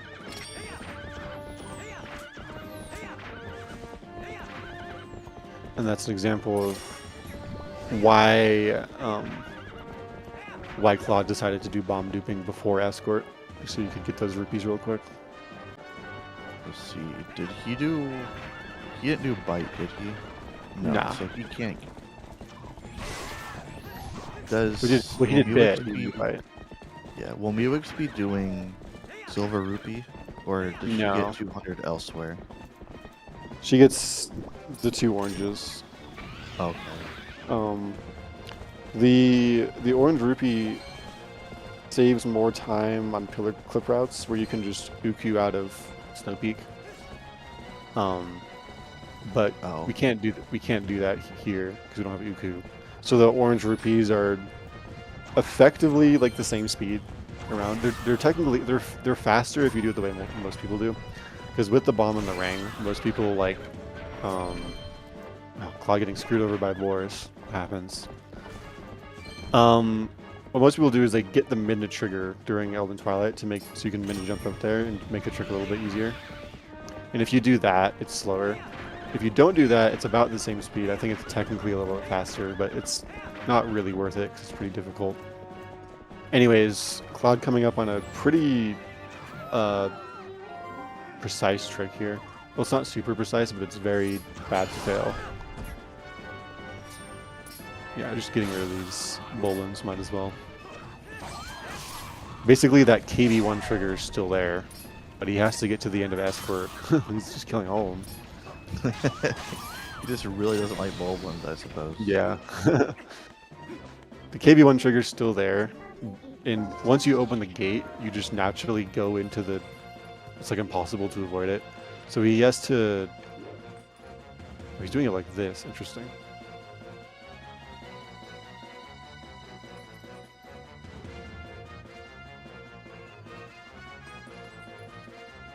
He has to dig right after opening the gate. Nah, it's not gonna work. He has to avoid out. Restart escort. It's a shame that trick sucks. That's faster than having to... Whatever the... I don't know what the side effects are of hitting the KB1 trigger, but this is faster than whatever those are. Yeah, because you have to like go back to Castletown and then talk to Telma and restart escort that way, instead of just starting this part of escort. Oh, I guess you have to redo it regardless. Yeah, that makes sense. Mm-hmm. It's a shame, and it's honestly why I don't really like Zia route because of that trick. But I mean, it's not that bad. It's just kind of annoying. It's hard to get used to. This is Claude's like literal first day of running the route, or first run on the route at least. There are Zoro armor like GameCube routes, except since I have Boomerang, you can just Boomerang LJA over the triggers, and it's trivial. Yeah. Although Boomerang ZA routes have a different annoying trick there, right? With the gorge slide. Yeah. Yeah, so we can't do... Yeah. Nice and bored. Yeah. This is one of the things about doing Arbiters first, is that you don't have ball and chain. Technically, you can clip through both gates as Wolf, but it's pretty annoying. Like, there's kind of an RTA way of doing the first one, but it's really jank. Like with a minute charge. Although with a boar, it's much more consistent. I had a hell of a time just tassing that clip, so yeah. I can't even imagine trying to do it regularly RTA. Yeah. And is meewix gonna do Uh, No, I don't think so. is she gonna do map glitch? Oh my god, she is. Nope. No Okay. way. she teased us. Got me. I can't lie. Yeah, essentially, map glitch is a trick where you disable load zones by calling midna and pulling the map in the same frame. On GameCube, it's easy because you can buffer inputs by unplugging your controller. On Wii, you actually have to just press both of the buttons at the same time, which isn't that bad, but it's not trivial, and you don't know if you got it until after the warp. So if you fail it, you just lose 3 minutes, which really sucks, especially in a race. You unfortunately getting screwed over by Bulblins. I think Claude also might kill these Bulblins. Does she not get like bed heart container? Is that like not standard? Oh, wait. I didn't even realize that. I always get it. Yeah, she's only got 3 hearts. I didn't know if it was Well, like... I guess she's getting the Stellar one. Well, I mean, yeah, I guess I skipped the Stellar one, and she gets it, I'm pretty sure. We Claude going for this trick once more. Yeah. This trick looks stupid. Oh, it looks like it would be good. Nice. Okay, sick. Second try, not bad. So functionally, like, what is that trick doing with the digging? So, well, the end goal is to get into... So there's 2 triggers. There's the KB1 trigger, which we don't want to hit, and that's right at the start, after the gate. And then there's the, like, Rutella trigger, which is before the load zone. Load zone's irrelevant. And the Rutella trigger is after the KB1 trigger. And we want to avoid that. And if we just open the gate regularly, there would be no way to avoid that. It would literally just be impossible. And if you try to open the gate, or if you try to dig through without opening the gate, Minda will tell you to go back, and then she'll walk you into the trigger, I believe. So you definitely do have to open the gate, but you have to dig before it's fully open. And they're standing at just the right spot. You can do both and then get past it. It's just kind of annoying, as you can see.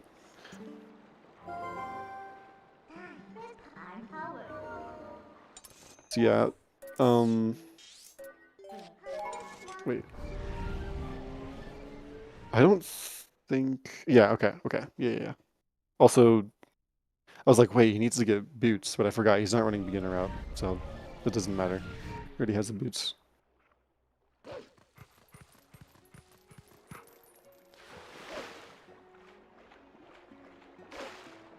Yeah, 2 interesting tricks at the same time.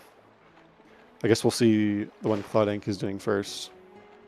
Essentially, on Wii, you can do something called minute dives, where if certain collision is disabled, like water collision, while Menda is called, so you can like get pushed. Nice. You can get pushed by a bomb, like after calling Midna, and then you'll just like fall through the water.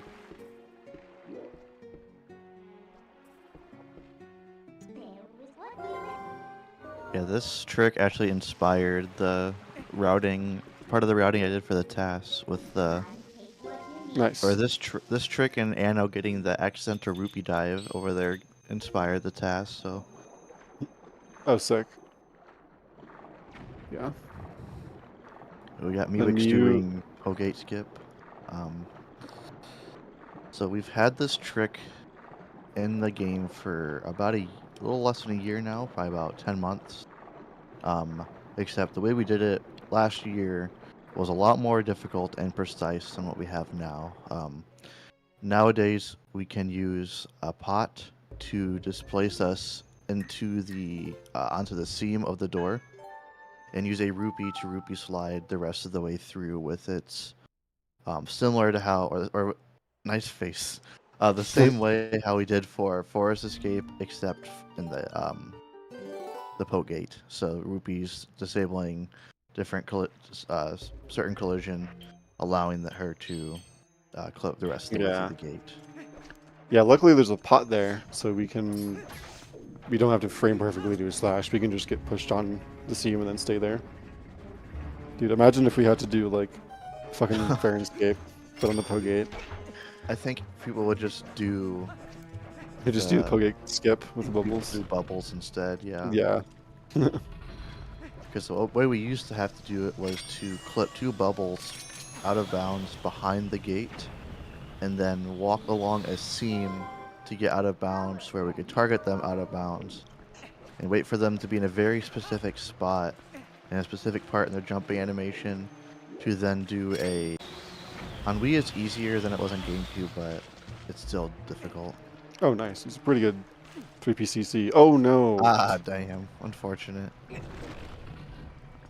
Hopefully she should be fine for this. The Stalfos don't give her trouble. Yeah. Nice. Third try again. Still That's pretty good. fast.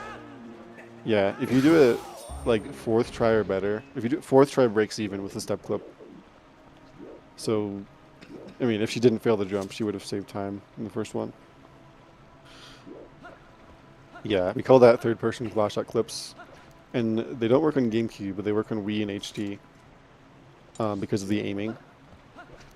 Essentially, where Link's arm isn't always like in sync with where the claw shot is. So we can kind of abuse that by claw shotting through walls by aiming, like doing snappy aim, or just aiming in a specific way at certain walls, which we'll see later. But essentially we can just get that claw shot target from the bottom and skip killing those Stalfos.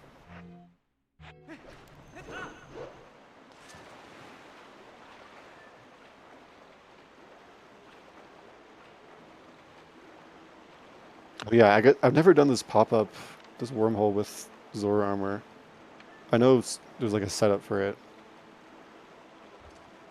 I don't really know how different it is. Yeah, it looks like he's on the top of the 2nd floor. No, he's like in the water. It looks really weird, but basically there's like multiple layers of water. And sometimes we want to get pushed to the 2nd one, or like the top one. So he's very slightly ESSing forward.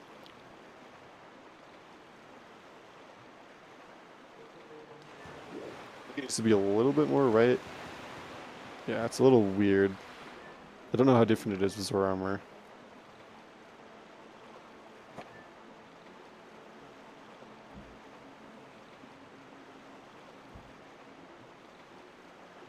Might be okay. She's going to be trying to make a spinner cycle in this next room. Yeah. It has been dubbed Epic Spinner Room. I'm sure you'll understand why here in a second. Mm-hmm. It's actually an annoying room because if you fuck up at in a bad way at any point, it really throws everything off. Mm. That's unfortunate, but there's a backup for the 2nd cycle you can make. Just being careful not to... Ooh, that was really close to the edge, but it worked out. Be careful to roll late enough before the sand. If you roll too early, you just can't climb that ledge because you sink too much. Yeah, that should be fine. Nice. Oh, looks like she did human movement. I didn't see that. That's cool. Well, no, she didn't do. No, I'm stupid. The other way around.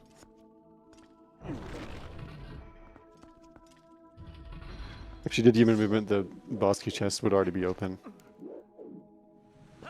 Which is faster, but only barely, and it's a lot harder. So I assume she's going to get the remainder of her money during snowboarding? Yeah, so if you do messenger skip, there's no rupees during snowboarding. For memory reasons. I thought there was on Wii, or am I getting mixed up with HD? No, there is on Wii. I'm just saying on GameCube, there's not. But on okay. Wii, the rupees are still there. Sorry, I don't know if I specified GameCube at the start. Oh yeah, looks like Claude is doing the displacement clip, which this one's kind of annoying. I'm not gonna lie. It's because he didn't set EBF, he didn't set boss flag. So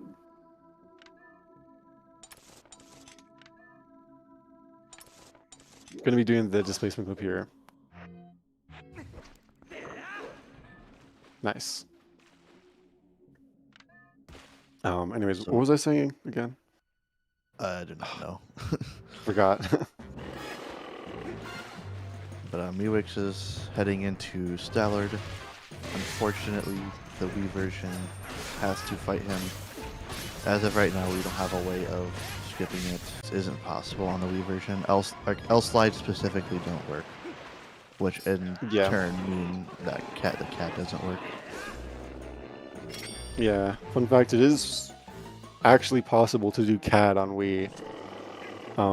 You just can't do it on Style Troops. Well, you can't do it with Hey Linda, you can't do it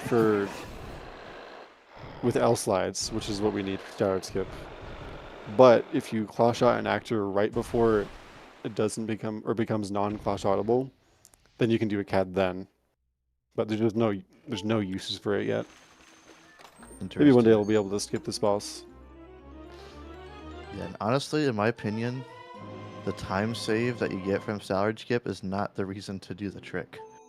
Like, you can just see that this boss fight can be a pain in the ass with the style troops, and you can get elbowed very often because of Sallard's hitboxes, especially in his elbows, are stupid.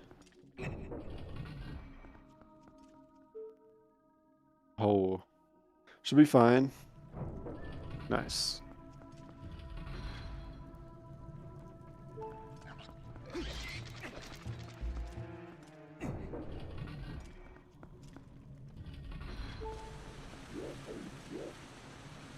Now, the first phase is done. Mew is going to be going for a strat called Quick Knockdown, where if you roll just the right amount, you can effectively knock down Stallard instantly instead of having to do the back and forth rebound. And then she's going to be trying for the one cycle, which is trivial on GameCube, but it's pretty precise on Wii to do some interesting slash choreography.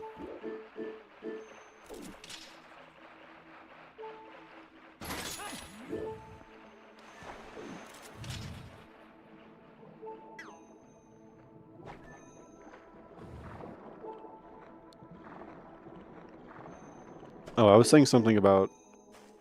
Oh, yeah. Well, okay, I'll talk about that later. Let's see if she gets the knockdown. Might be late. No, it works. Nice. Clockwise spin. Oh, I didn't wait long enough. That's okay. That's okay. This is the one cycle that won't happen this time around, but two cycling really isn't that much slower.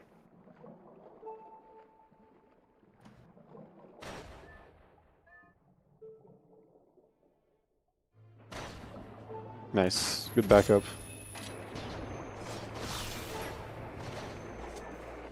Sick.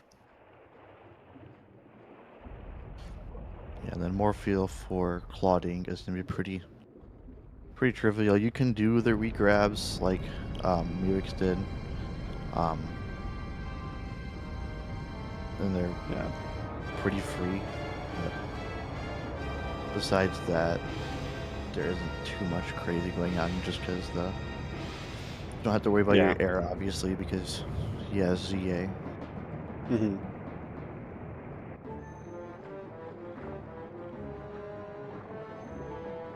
Yeah, no risk of drowning. There's some skill involved, but not nearly as much, which is honestly kind of nice. Because you just don't have to worry about runs dying here.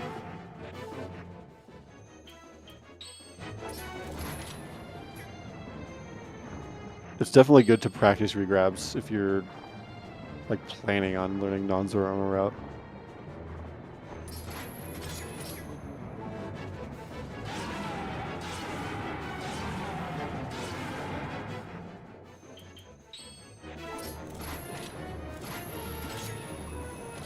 Interesting claw clip.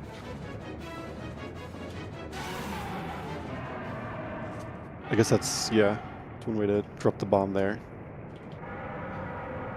One of these, for this fight, you can just use a bomb on one of the shadow beasts. It's just a little bit faster. Oh, it looks like it barely missed, though. That's okay.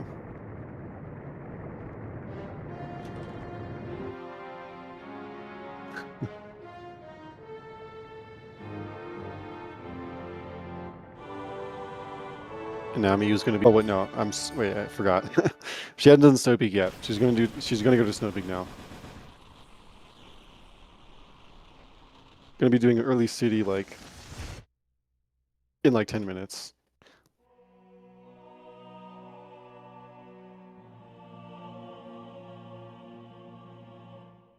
First things first, she's gonna be doing map glitch, which, like we said earlier, is frame perfect. And you can't buffer it on Wii, so you just have to do it and hope it works.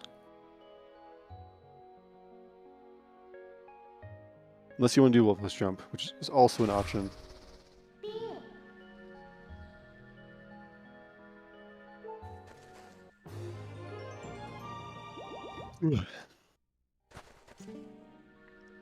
Unfortunately here, yeah, meewix can't really get away with not going for it, so. Yeah. She got it though. Imagine how funny it would be if she did Wolfo's super jump anyway. Oh, like did map glitch and then did Wolfo's super jump? I mean, it would make it a lot easier, I guess, but... Yeah, that's true. You wouldn't just like walk into the trigger. Wolfo's super jump is honestly a pretty good trick. I like that trick. Yeah, I feel like it's hard in a fun way. Yeah. Yeah. And like I said, our HD runners seem to not lose too much time to it, so yeah, they've been doing pretty good at it. Get good at. Mm-hmm.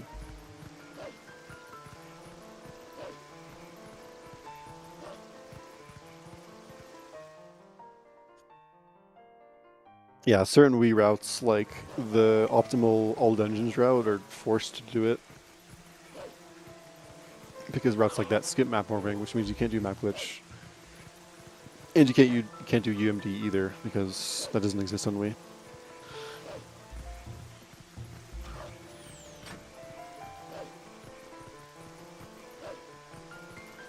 I'm just going to be howling at this very convenient howling stone. Just get rid of map glitch. Since if she didn't do that, she would be soft locked after digging through that egg spot. It'd be a never-ending animation because load stones are disabled.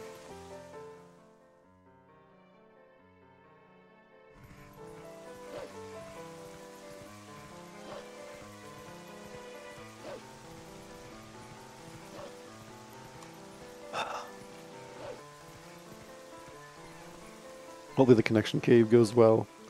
It's less BS on Wii because of the quicker aiming. But it can still be BS.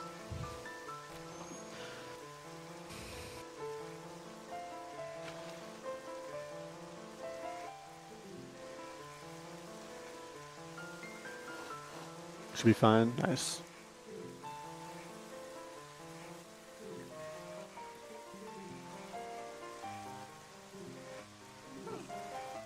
So he's going to be doing a keys over here to use it to do an enemy LJA.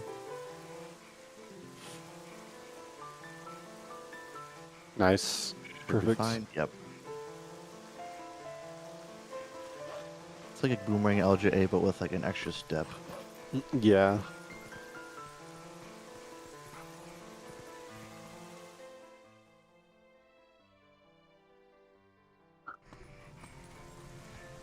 The stream is amplify.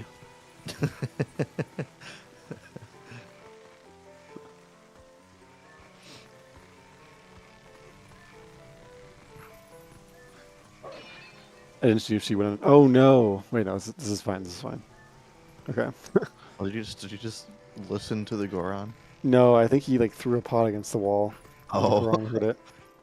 But he didn't see him, so it's fine. Instead, I keep the Goron on his toes. You know, make sure. Yeah. Mm-hmm. Meewix is going to be shredding the Gunnar.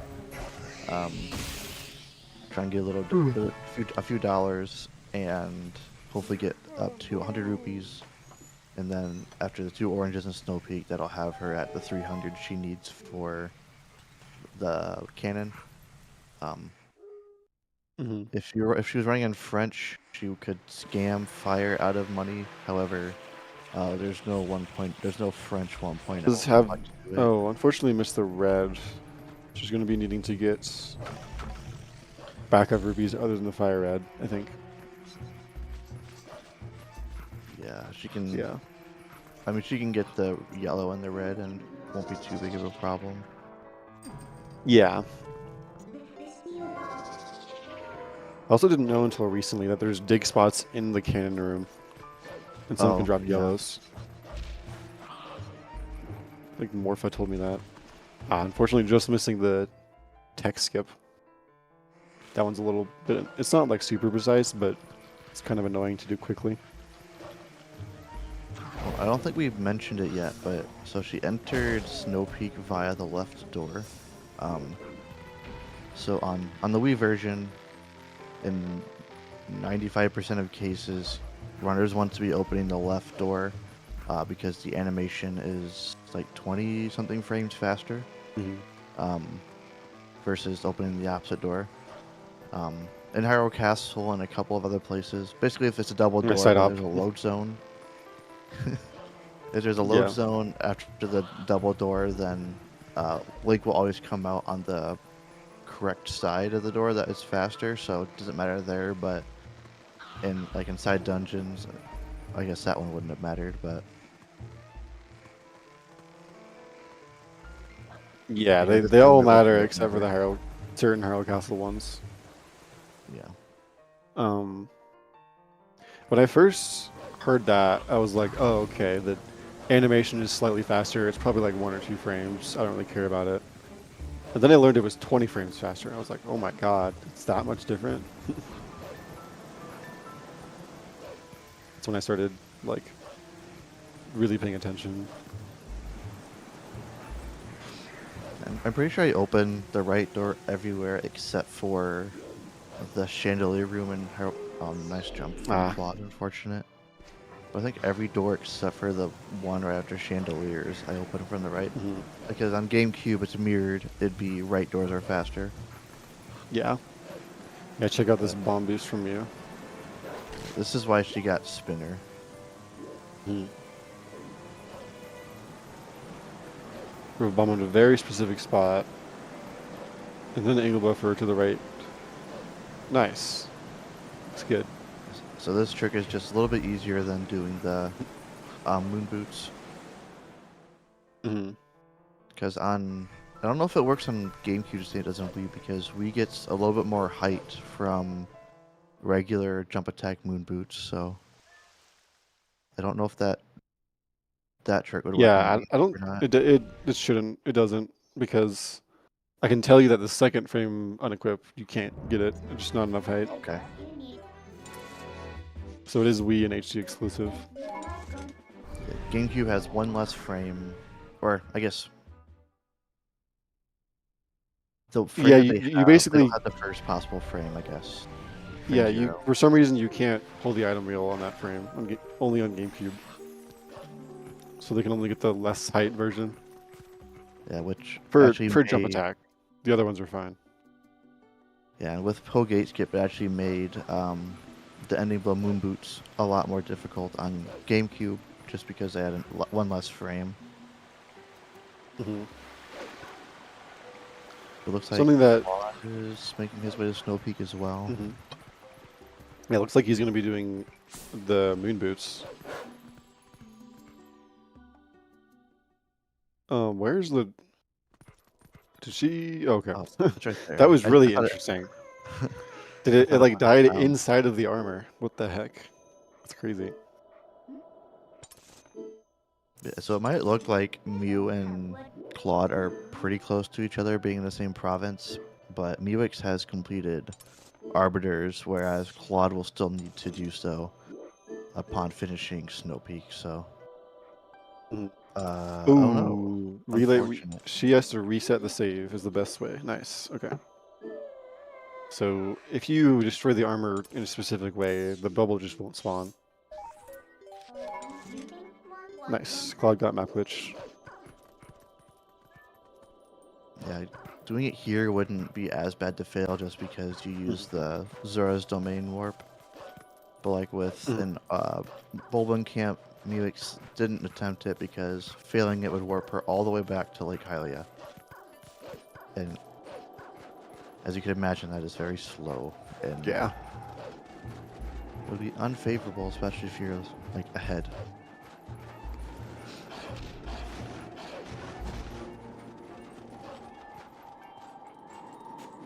Yeah, it's that like armor thing with the bubble is avoidable, but just have to stand in a specific spot. But it's still pretty annoying when it happens.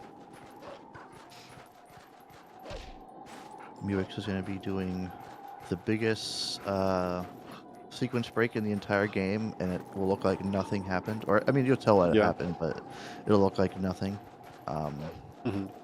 It's a little bit more difficult on Wii, from what I understand, for some reason, but Yeah. it's transforming to clip through the statue and saves the entirety of Temple of Time as well as all of Ilia's memory quests. So Looks good. Should work. Nice. I want to say it saves like an hour 20 or something. Yeah, something like that. It's pretty big.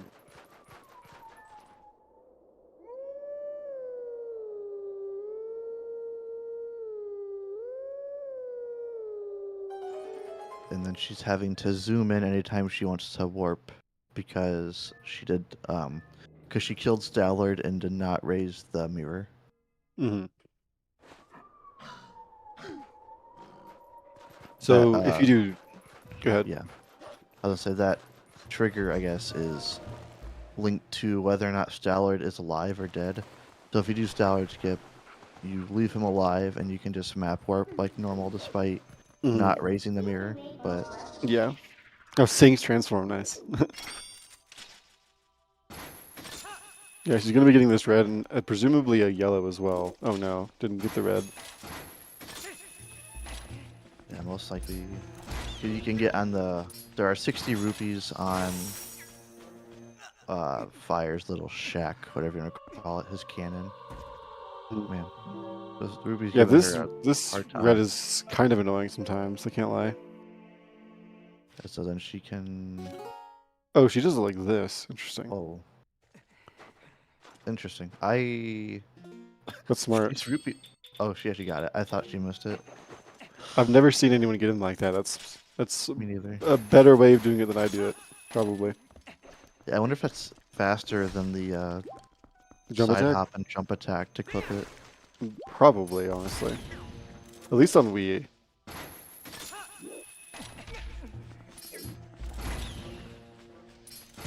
I wonder if ClawedInk is getting coosed. Claude is going to be going for messenger skip.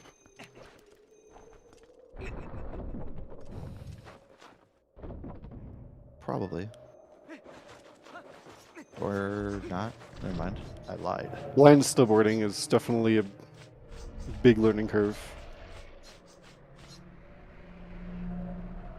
Like the trick itself, messenger skip isn't that hard, but snowboarding blind, there's a lot more to that. I guess we didn't mention that if you skip this messenger fight, then the fog doesn't go away, as we saw on Mew's screen a while ago.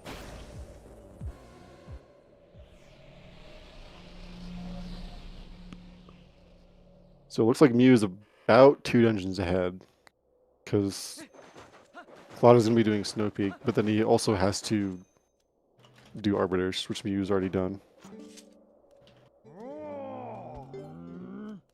I still think Claude is on PB pace, if I'm correct.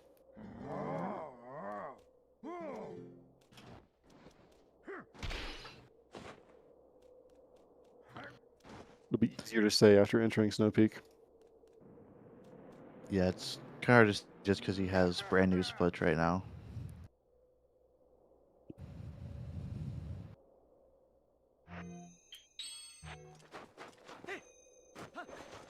Almost forgot to get his snowboard. Yeah.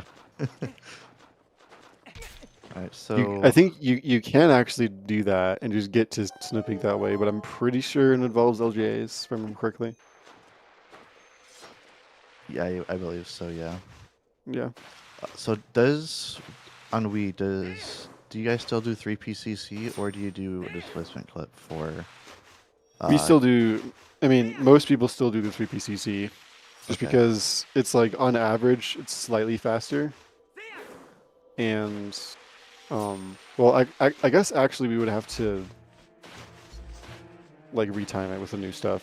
But on average it's faster to do 3PCC barely. Um it's a little bit more complicated than that because of like wind cycles. Hmm.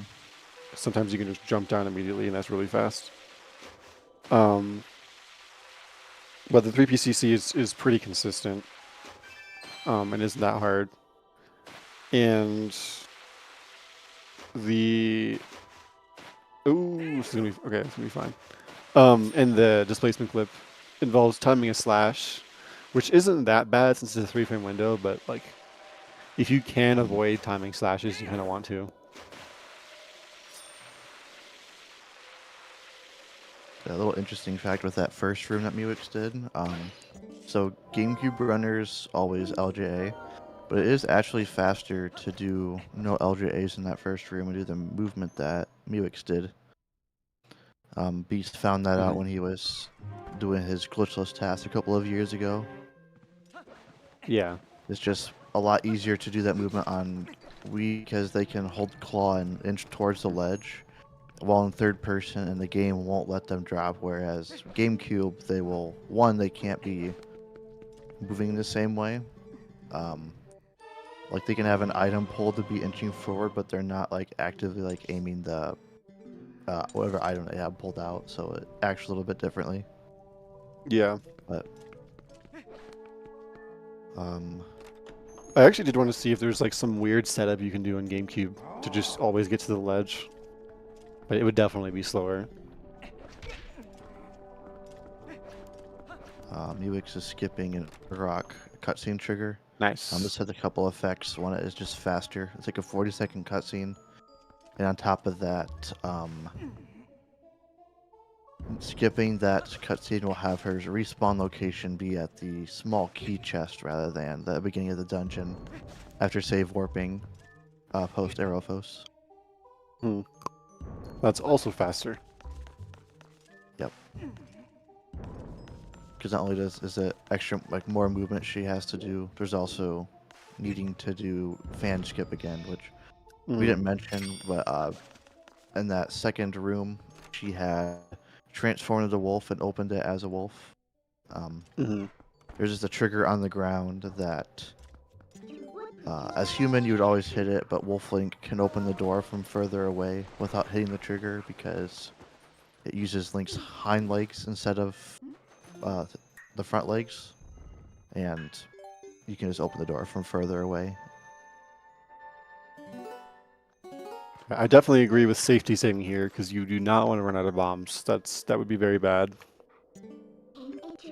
So ClawedInk is going to be doing a slightly different bomb boost that's a little bit trickier.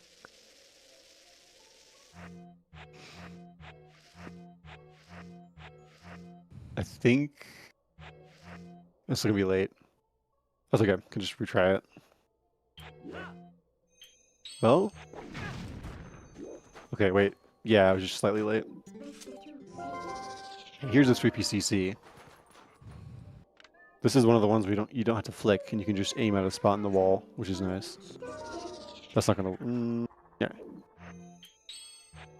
The good thing about this one is you can use like auditory feedback to judge if like where the claw is hitting, and you can make adjustments that way. That's not true for all of the 3PCCs, so it's nice for that one.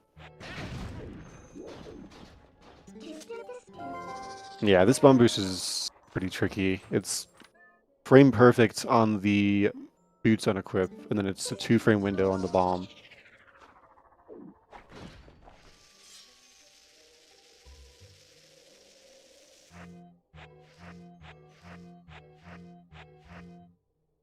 meewix did another displacement clip there.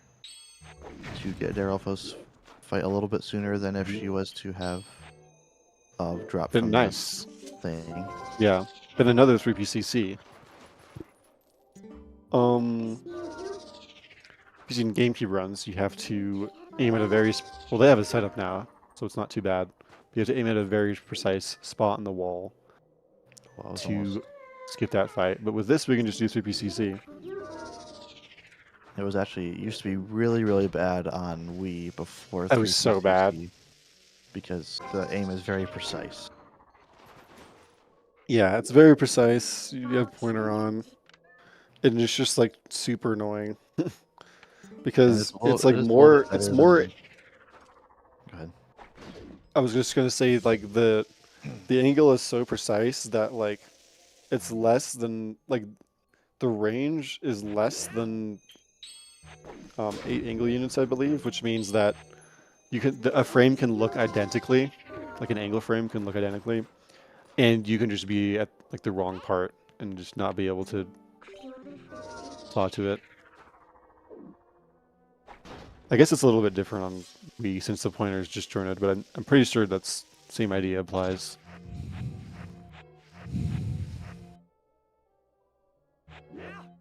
This might be okay. Nice, nice. Then Mew doing kite clip, which is a little bit easier and faster on Wii. Nice. Well, that was... Oh, that was scary.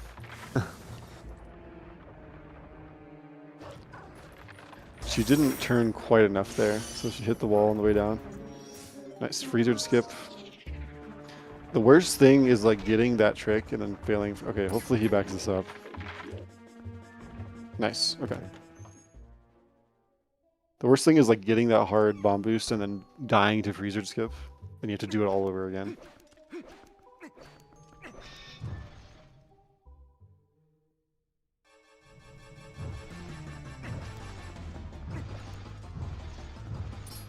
And then Mew on Mew screens, you're doing a unique version of fanless that GameCube can't do. Skipping turning on the north fan. A very specific spot on the fan can just reach the other side with the claw shots alone. Cloud a little bit too low, but can cloud to this one, reach the top, and then do a side hop. Nice. Wasn't that one of the things, or the thing that I believe Dean like swore he did that casually as a kid on Wii? I think he said that, yeah. I vaguely remember that.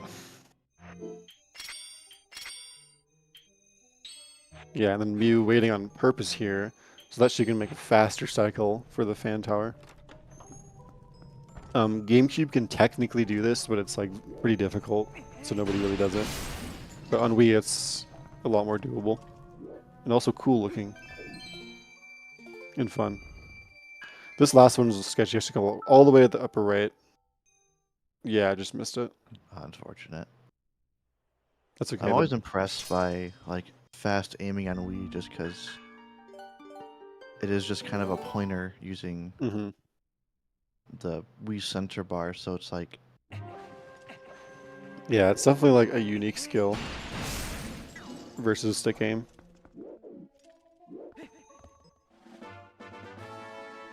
meewix is just going to be able to skip this cutscene after opening a door because she's on Wii 1.0. Yeah. For some reason, I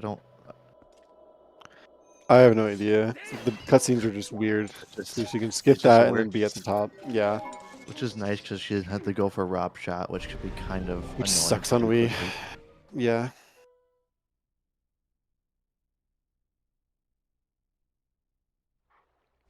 And she's just staying around the exterior of the arena at first to prevent Argrok from doing her, like, claw the ground attack, whatever you want to call it, her little sweep she does through the middle. And also being sure to not claw the tail on the first frame.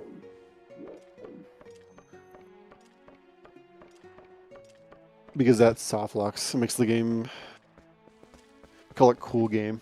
You just get stuck to the tail, and Argrok just like flies around while you're connected, and you can't do anything about it. It looks cool, and I actually did do that like on accident as a kid. It's pretty jarring.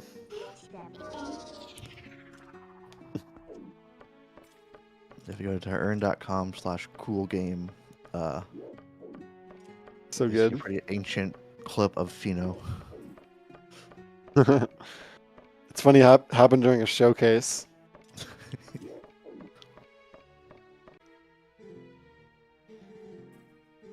So I don't know if meewix goes for the earlier flame cycles. I'm not sure. I think she said she was going to learn it. I don't know if she did.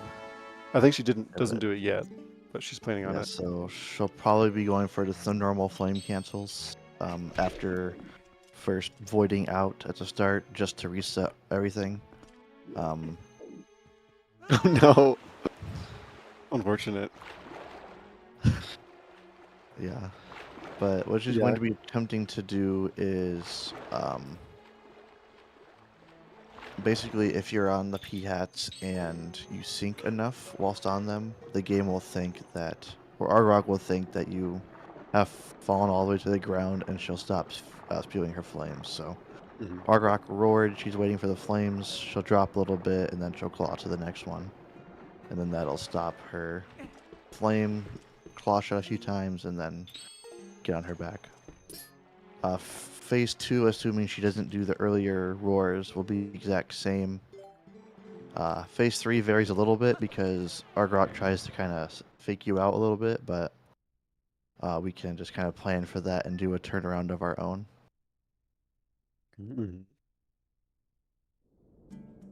So it's not exactly like an auto-scroller, but there is just like, you just kind of follow the steps, and as long as you can aim relatively quickly, it's not too bad. Yeah. Yeah, I'm definitely still like mentally involved for Ragnarok. But yeah, it's not like super decision heavy like a lot of other boss fights. Yeah, I mean, I do actually like say all the steps in my head as I'm doing them. Yeah. It's definitely I'm pretty sure everyone has like forgotten which cycle of Ragnarok they're on and just did the wrong thing. Definitely more than once. It's easy to just get negligent and just not be paying much attention, and then yeah, I think there was one you're on fire. One run in a race I wasn't paying attention, and I think I lost 10 minutes to Ragnarok. Oh boy. Yeah. What did you do? I think I died to her twice or something like that. Oh. Because I fell down from the P hat and just took fall damage. Usually that issue doesn't happen, but you gotta be paying attention for Ragnarok. A little bit of finicky gate clip, but it worked. That's something that Claw could do that me couldn't, because she didn't have the ball and chain. I'm interested to see if Claude will be doing map glitch or just regular Bolton Camp. Okay, yeah, looks like regular Bolton Camp, which is smart. I think we said this before, but this one only saves 8 seconds and loses like 3 minutes if you fail, which isn't the best idea in a race setting.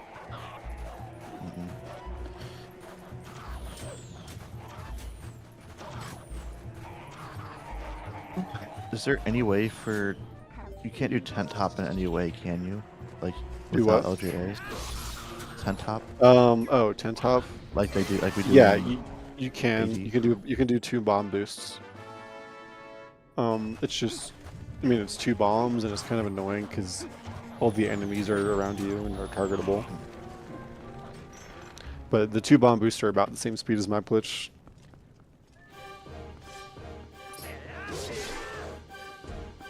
I should mess with them more though. Maybe there's like a way to speed it up. You know, I'd honestly rather do bomb boosts in general than map glitch because I hate map glitch. Is it usually daytime when you get to arbiters? Well, it's usually if you do Snow Peak first, it's like dusk, right? Like right before night. Okay. But I think, Yeah. wait, is that right?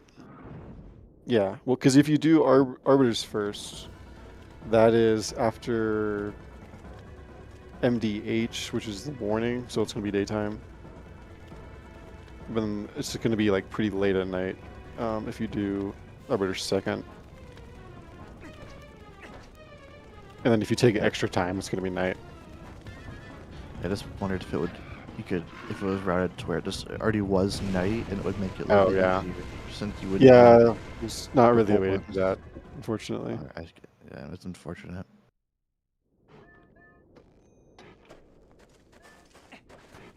Well, if we go to the mirror chamber or whatever, wait, no, that sets it to. Does that set it to night? I guess it doesn't do that in 1.0.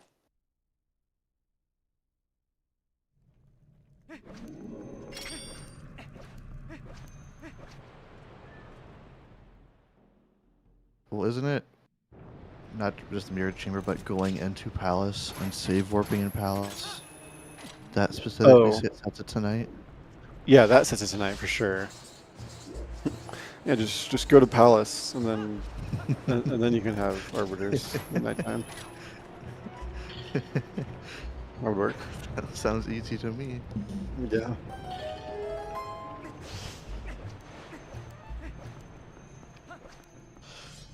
I forgot what we were talking about, so. Oh. I don't know how stupid that actually was as an answer, but. No, no, it's.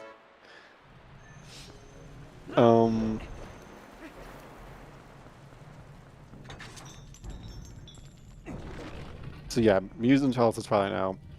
She has to be a little bit careful of her health. One less than the heart is kind of sketchy here, but shouldn't be the end of the world. Just has to play a little safe.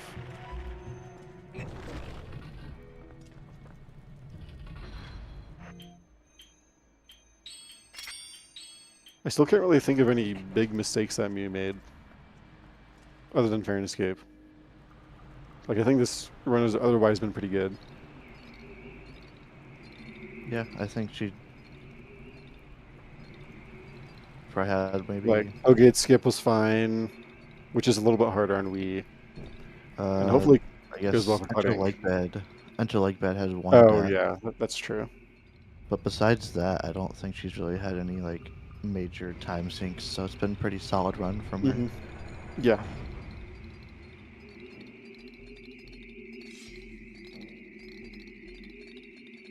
And I should pull up Claude's PB so you can see how he's compared to that.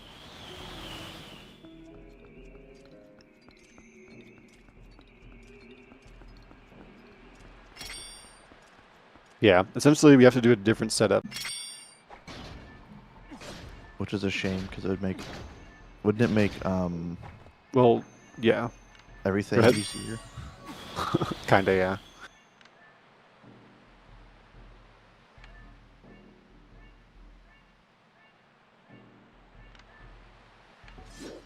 That should be fine. That's the hard part done. Yeah. Just gotta aim at the right spot. Should be good. You can see the rupee getting cold. Should be fine. Nice. Good PGC.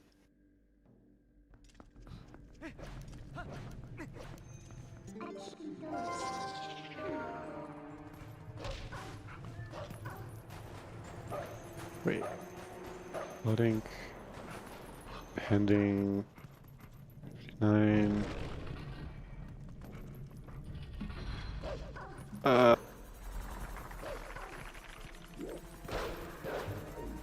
No. Yeah, I guess we'll know how ClawedInk compares to his PB entering City.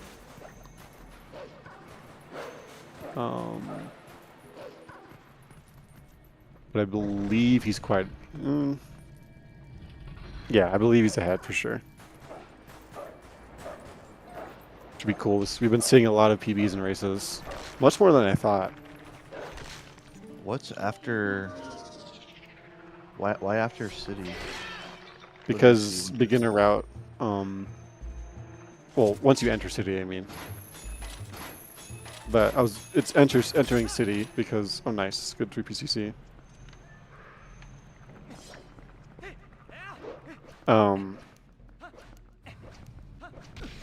It's after entering city because on beginner route you're forced to do snow peak first, second instead of first. And he's doing snow peak first, so Makes sense then. yeah. Instead of doing an LJ, I mean, you can do a neat side hop here, just the right time to barely make it on. I pulled up his pending run because I was curious as well, and Yeah.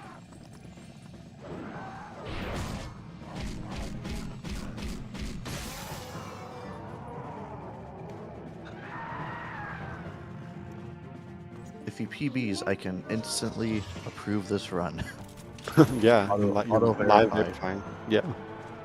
Along with really anyone who's PB during Wolfdash, which is, I guess, it's an added benefit of getting your PB during a race. It makes Yeah. moderation easier, or verification easier. I didn't know like live verifying was a thing until recently. I thought you still had to watch the WOD.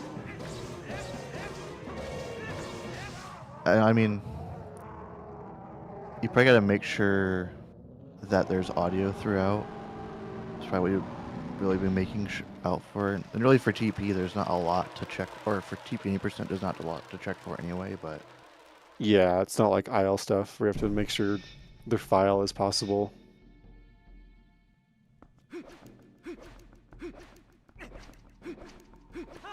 Or like glitchless or anything like that.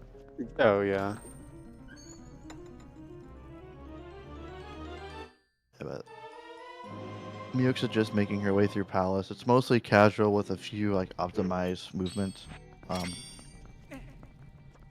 Honestly, there's like 9 small keys throughout the dungeon, and you have to get every single one of them. You can't really skip anything, so it's just kind of a really long dungeon, but Yeah. it's not too bad. I like it. I know a lot of people don't like Palace, but I think it's pretty fun. There's a lot to optimize, and I like optimizing. Yeah, it's just like not the most like crazy stuff you're doing, but it's more movement based. Yeah, good movement, good aim, positioning, reaction. It is fun to do well. Yeah, it does feel good when you get a Palace gold. Because there is a lot to it, and a lot of like small things can really add up quickly. Yeah. And she's going to be doing a 4 cycle instead of a 3 cycle. Just with slashes, since we can't chain quick spins on Wii. Technically, we could still do the 1 cycle, but it's like triple frame perfect and loses a bunch of time to go early, so good luck. Remember at one point, like G's and some others were trying to do it RTA and get it consistent, but... Yeah, I know Andy was for a period. I don't think he still does it, though. It's just... I mean, if you get it really consistent, it would save quite a bit of time. But... on Wii, as we saw with Fair and Escape, timing / inputs is kind of difficult. Yeah. That shadow beast on the stairs. I was like half expecting him to block the claw shot. Yeah, kind of the same, honestly.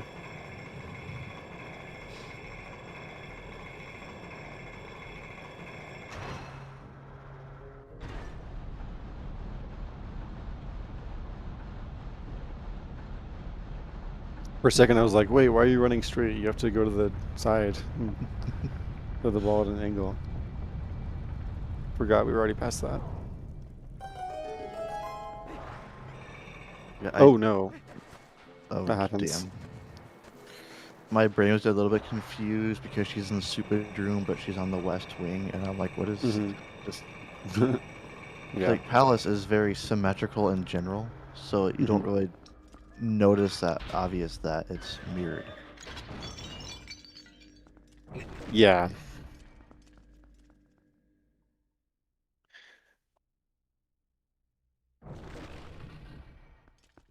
And Mew also plays GameCube sometimes. Yeah, she was learning GameCube before Wolfdash started, but Mm-hmm. I think has focused on she, Wii because she elected to run on this version, obviously. yeah, dude. She chose to run on Wii because she chose to run on Wii. No way. Yeah, I know. You can't believe it, but I do blow the minds of casuals every once in a Yeah, while. Wii's better. Anyways, I know she was like almost set on GameCube, but then she started making a beginner route tutorial series on for YouTube, so mhm. that took a lot of her time, where she would have been practicing GameCube. But Mhm. it's just been cool to get the Wii representation, and we get a large Sure. variety of skill levels with meewix running optimals. It's been interesting. Mhm. I know we have you and Andy running GameCube during the tournament, but Yeah, I wish I got placed closer in the bracket to Andy, because then it would be more likely that we play each other. Well, I guess we could still play each other in the losers bracket, maybe. I'm not sure. Hopefully, I do get to play him. meewix is going for. Oh yeah, really cool trick. She does this a Skipping, lot. throwing It's the pretty cool. souls. Yeah. She's one of the few people that knows how to do it. Ooh, that's yeah. Targeted too It's many kind of a, it's. squeebles. I think yeah, that Baba was supposed to die. It gets a lot more annoying when it's alive. Oh no.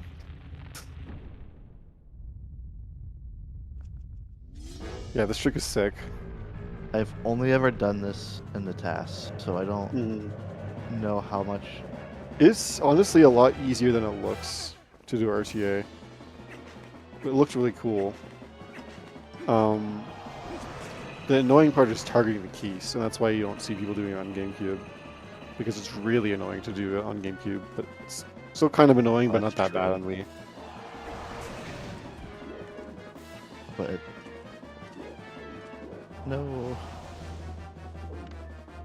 Can we and GC runners be matched up? Yes, and it is very likely just because of how many GameCube runners there are, being the most popular version.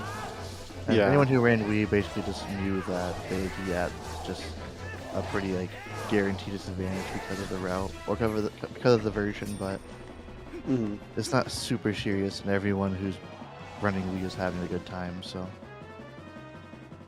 we Yeah. do have It's actually, HD as well. yeah, Wii versus Wii race is actually pretty rare, so it's cool to see. Although we did, I guess, the seeding race. Oh, the pools race. Wait, no. Was it the... No, it wasn't the pools race. It was the seeding race where I think both me and Tuffy were on Wii. And ClawedInk, too. And JoJo. Yeah, 4-person Wii race.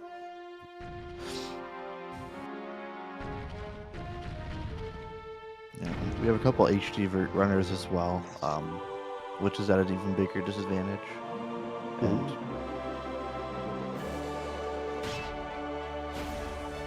I like seeing the different versions. it's definitely interesting. You can see how, like, even just a couple glitches being patched from Wii version, or really just the main LJAs, really changes the route significantly. Yeah. Because the Wii 1.0 is actually a much more broken version of the game than the GameCube version is, being the first. Because the game released on Wii about a month before it did on GameCube. Yeah. Oh, Yeah, but with how they implemented, it should be fine. Hopefully. you, oh, you're Yeah. gonna get hit. Okay, good. Thank you. I was in a little bit. Oh wait. Does it do a full heart? Yeah. Ooh. This isn't good. Yeah. Well, I guess she's at That's 3 hearts unfortunate. now. Yeah, it's true. I guess that's Yeah, not that the end clock of the could be a world, but bit annoying. yeah. She has plenty of health now, though, so she'll be chilling. I learned recently that apparently a quick spin does not disperse the fog as long as a charge spin. Yeah. It and doesn't. we can't do a charge spin because they Mhm. can't just like there's no B button to hold down or something. Or I guess there is a B Exactly. button, but it doesn't do the same thing. Yeah, so the fog is dispersed for less long. I love seeing Wii runners like pre-aim with like the fairy cursor because they know where to aim for the like Yeah, flat targets and it's stuff. it's really fun to do that.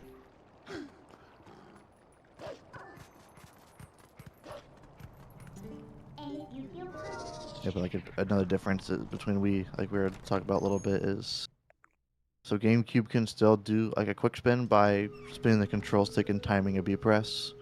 On Wii, it's just shaking the nunchuck.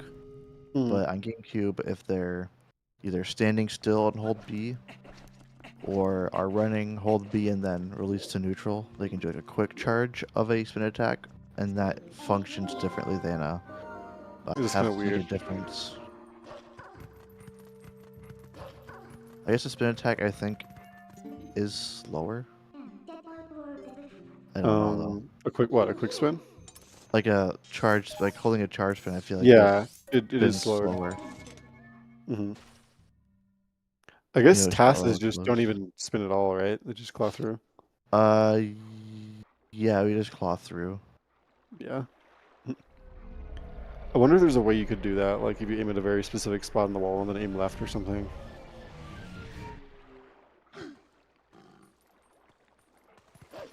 And then not having LJAs makes it a little bit tighter in this room, but it's not too bad.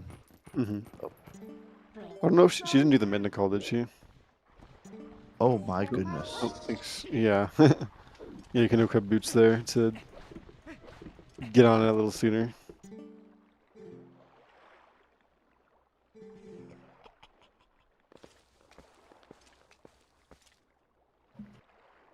This might be a little tight.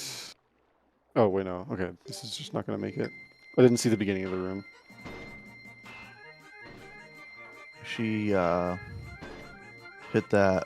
She got transformed from the Mm, fog before I the see. Shadow Beast spawned, and that caused a little bit of a commotion. Yeah.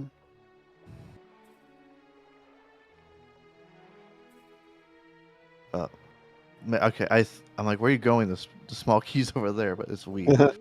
Yeah.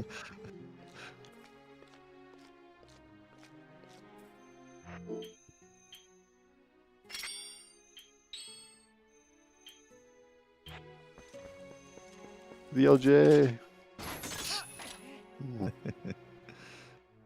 I always, that's the spot. Every single Wii run, I like pretend to do an LJ there for some reason. I just really like doing it.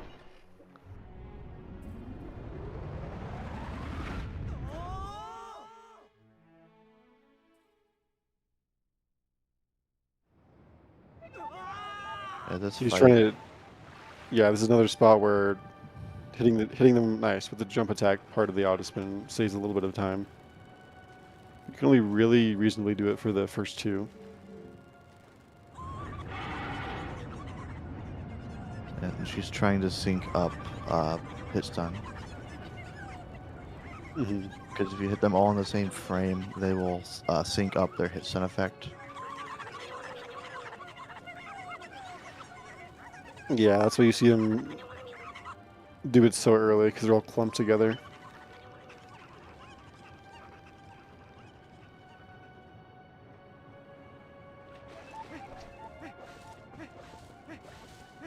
So now we have the Zant fight, which is kind of like a glorified boss rush in a way.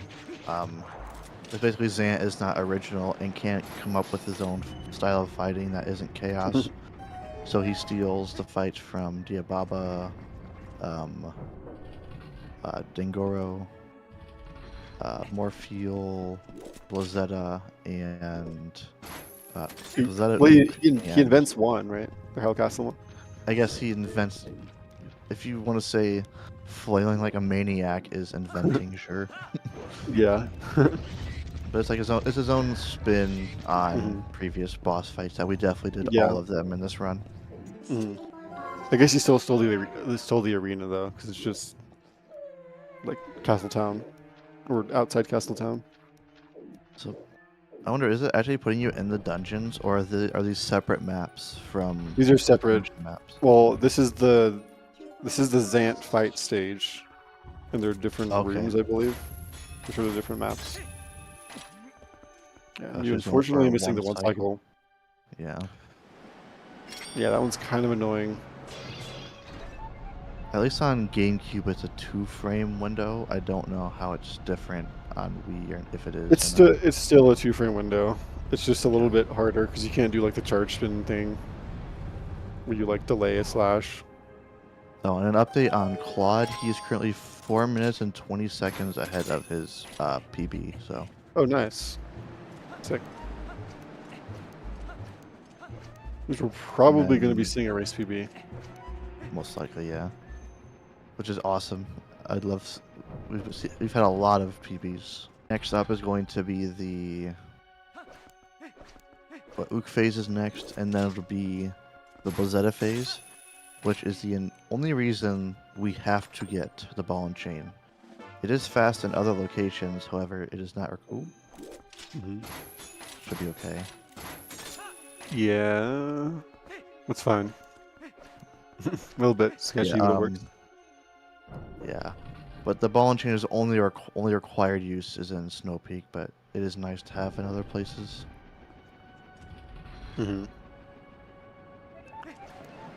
Less people know about the fact that not only is ball and chain required for Zant, but also boomerang is required for Zant. So unless we see Zant skip, until we see a Zant skip, we will never see boomerang skip.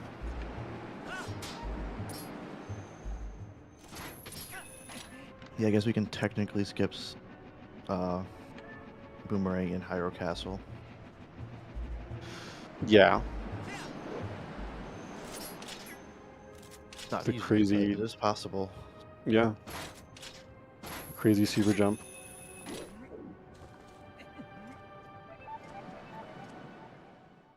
And this phase kind of sucks because you're on ice and you need to have the last hit of your combo hit because that's what Zant actually looks for. So you only need to hit with the 4th hit of a combo. You could miss with the first 3, which you'll see utilized in the final phase here because she's going to intentionally miss on the first 3 hits. Would you skip the boomerang on GameCube if you could? Isn't it important for the jumps? Yeah, no. It saves more time than getting it costs. So even if you could skip it, it would still be worth getting the boomerang. Yeah, it would just be like if say you're trying to a cool challenge run or something.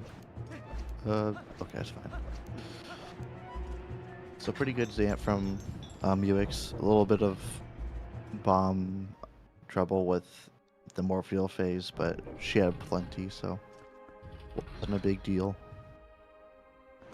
You just don't want to drown because that fight becomes a lot more awkward once you've drowned. Dealing with that Helmosaur prematurely. Both of them.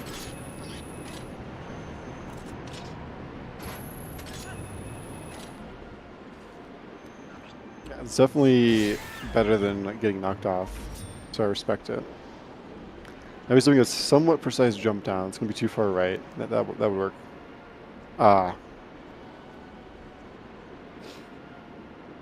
Interesting lineup. Should be good though. Nice. Oh, cool. I haven't seen that one before. Oh, really? Yeah. Yeah, if you do this with Also- PCC, you have to do that. I guess I just haven't paid attention to any Wii run getting down to this door. Yeah. I've watched them do the clip, but I guess just never the movement. So we're to paying it. attention. Yeah. So meewix is making her way to Hyrule Castle, having completed Palace. She'll have a postman skip, or she'll just be able to jump attack it over it again. I guess a B attack. Just because they are so skinny. If you look at it on our, we have a trigger viewer in our practice ROM, you can actually see it's just a very paper thin line that indicates the trigger.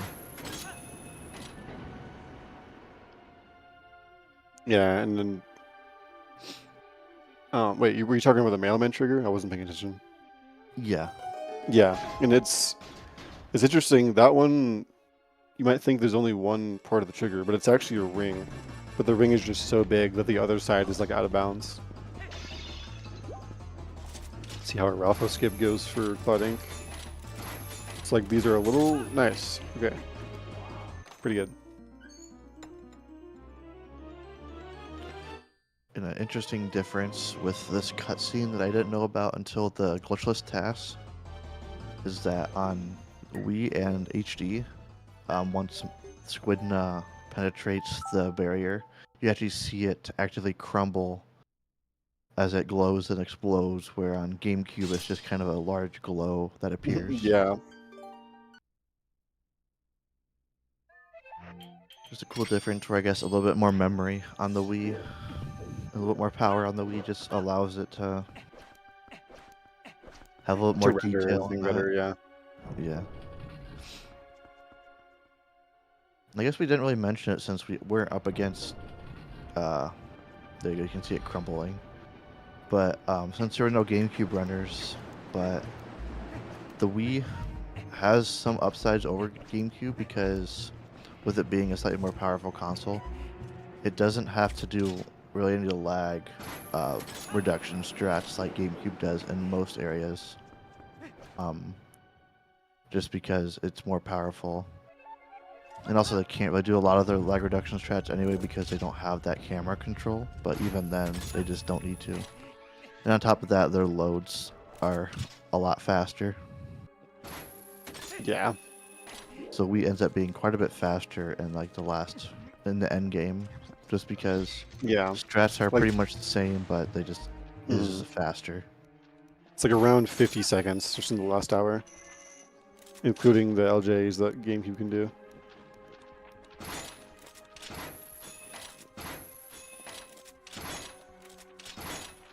I don't think... Interesting, okay. I've never seen anyone like flick for that. Yeah, I was like, It works. so you're trying to like force it over there, like get over there, come on. Meewix will have the world's easiest barrier skip. GameCube or Wind Waker runners are crying. Yeah, oh my god, very skip. And Twilight Princess fans but not runners are crying. I don't think any runner of Twilight Princess would really actively want barrier skip. I think it'd be cool, but to run probably wouldn't be very popular. But Probably not, just linear Twilight RTA. I mean, Everyone depends on how it's done. yeah, I mean it would be pretty cool if we got to equip the barrier as a shield. Mhm. That I was think it'd kind be of a interesting funny if theory. you like had to like go to Temple of Time or something like that. Like for some reason the Dominion Rod was required for EHC. Everything we skip is now required in some Yeah. way. So like if it changed the route in like a meaningful way, I'd maybe be more into it. Yeah. But if it is just cutting out content that is fun to do, then it'd just be kind of lame.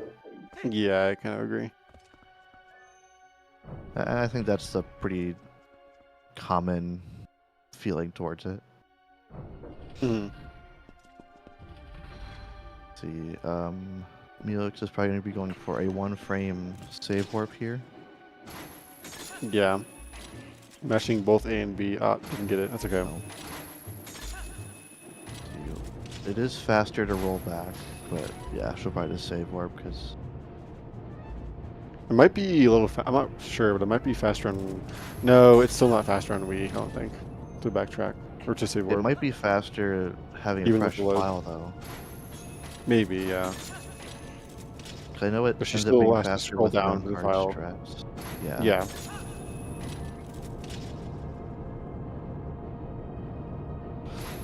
So right here, she can go in the right door and not lose time because it's Hyrule Castle, and she'll come out the left door anyway. Another barrier skip, just with the jump attack in a pretty lenient spot. It's not hard. And then she'll use the boots to drop down a little bit faster. And it also affects your chain drop speed as well. Mhm.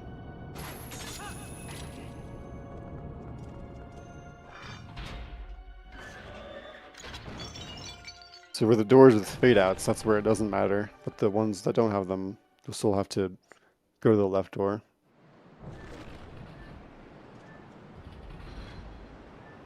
And meewix is intentionally not finishing a combo here. If you time slashes to where it's not combo, but they're fast enough, you can just get more hits off without that Hail Mary ball and chain throw. What do you expect to happen? I don't know if she meant to do that. That's funny though. Oh, is she gonna do the? No. Okay. Something you can do, which is a little bit, you can do it on GameCube, but it's a little bit easier on Wii. You can claw the, or you can ring the torch. Hands, not during, because it won't work. Then it pauses during the cutscene, and then after is when the platform just starts rising immediately. And it's like barely faster. It looks cool.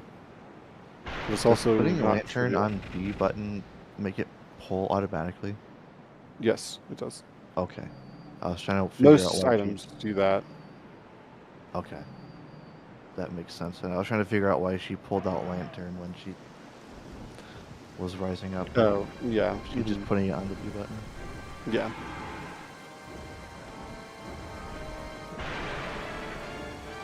So I think it's interesting to it's interesting to route equips on Wii because you have to like think about that, like trying to put stuff on B, and there's just 4 items, so it's like more in depth.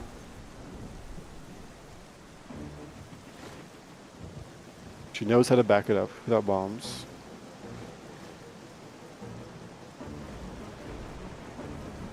Yeah, if you're doing slashes and you're not like facing the Dynalphos, then you can do, I think it's 6 slashes and a quick spin and that kills him.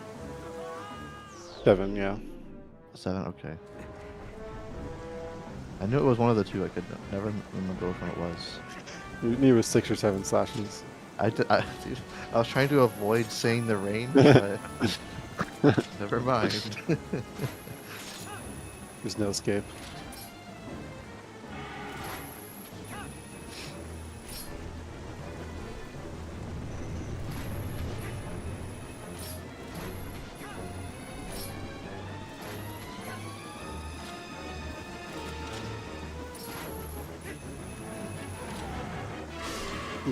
I'm glad that Mew is an enjoyer of doing DF walks. I feel like we've seen more people do them. Like, I don't know. I feel like people didn't used to do them as much. They're more normalized now for sure. Yeah. Which I think like a lot that. of people do them they with look cool. I feel like a lot of them that people do are like losing them time because they're not like always proper DF walks, but Probably, it's cool. but It's cool to see the attempt be there and then trying to thought to optimize. you only really get good at it by doing it a lot anyways, so it's all another brick to the house. And a DF walk is where there's target walk. So like optimally it's target walk for 2 frames, run for 7, and then roll on the 9th frame.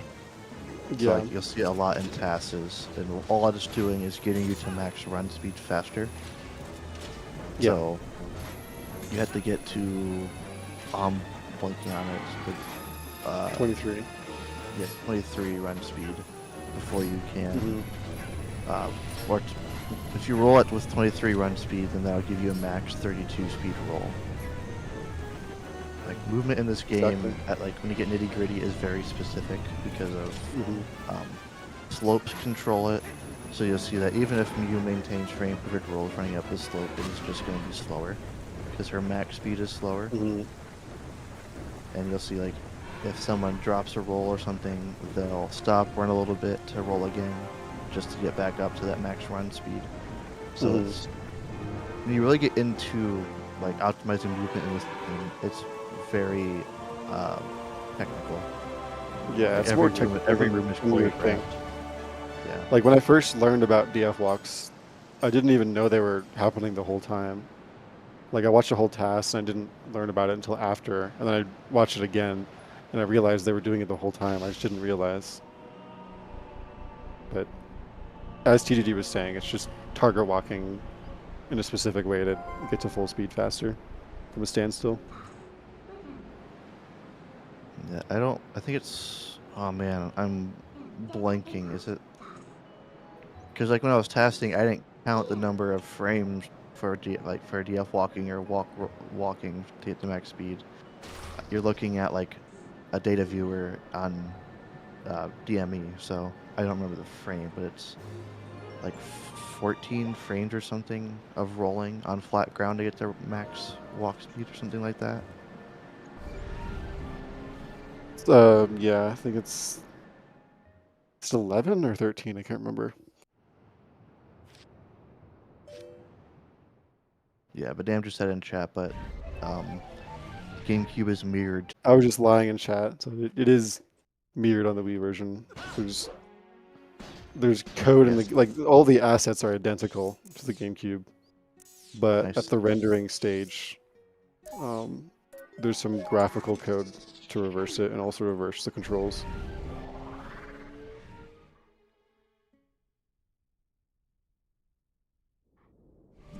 Yeah, so we've been had a little like community competition going on where we're basically keeping track of certain stats. One of them being Zelda cycles. Zelda is just RNG. You There's write something on RNG. screen. W A. A. Okay. O. W. Wow. R. R5. Oh, try Wolfdash 5. Oh yeah. I should do this more on Wii. Like write random bullshit. Yeah, but Zelda's just RNG. Minimum of 7. I think she got a 7. That was pretty quick, actually. Yeah, I should have been keeping was track of this second stuff. ball. Oops. I can't count. But she can do 3 different attacks. She can lunge at you, do that Dorito attack she just did, or she can give you her balls. You want the ball? You do. Specifically the lightning ball. Yeah, important information. Looking at it just to brag to the fact that it doesn't lag on Wii. Yeah. On GameCube, we actively look away from all that light shooting up because it lags. Also, on GameCube, the throne lags quite a bit as well. But here they just lots of lag on GameCube. Some of it's kind of fun to try to avoid. Some of it's just like annoying. So I have mixed feelings about the lag on GameCube. Look at like Hundo Record and look at say the Mesa fight. It is very bad there.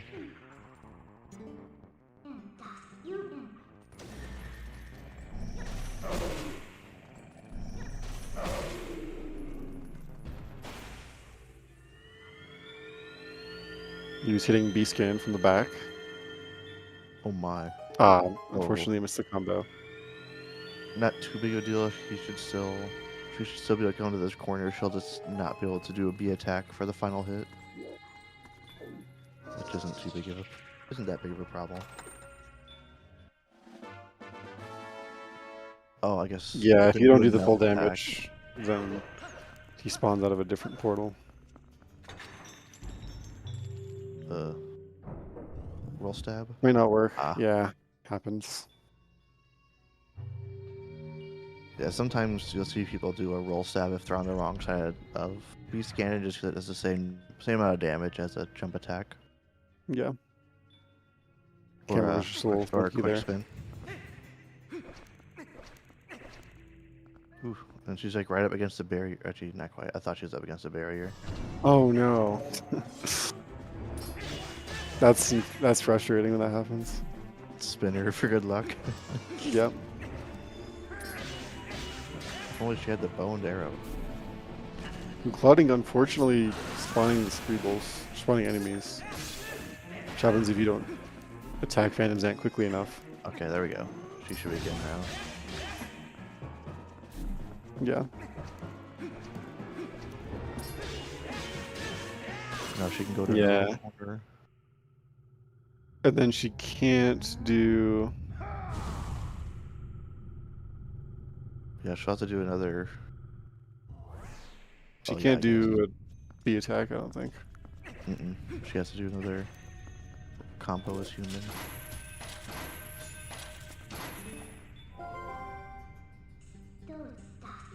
Beast Cannon is one of those fights where you don't. It's not something you mess up very often. So if you do, it kind of snowballs. Yeah.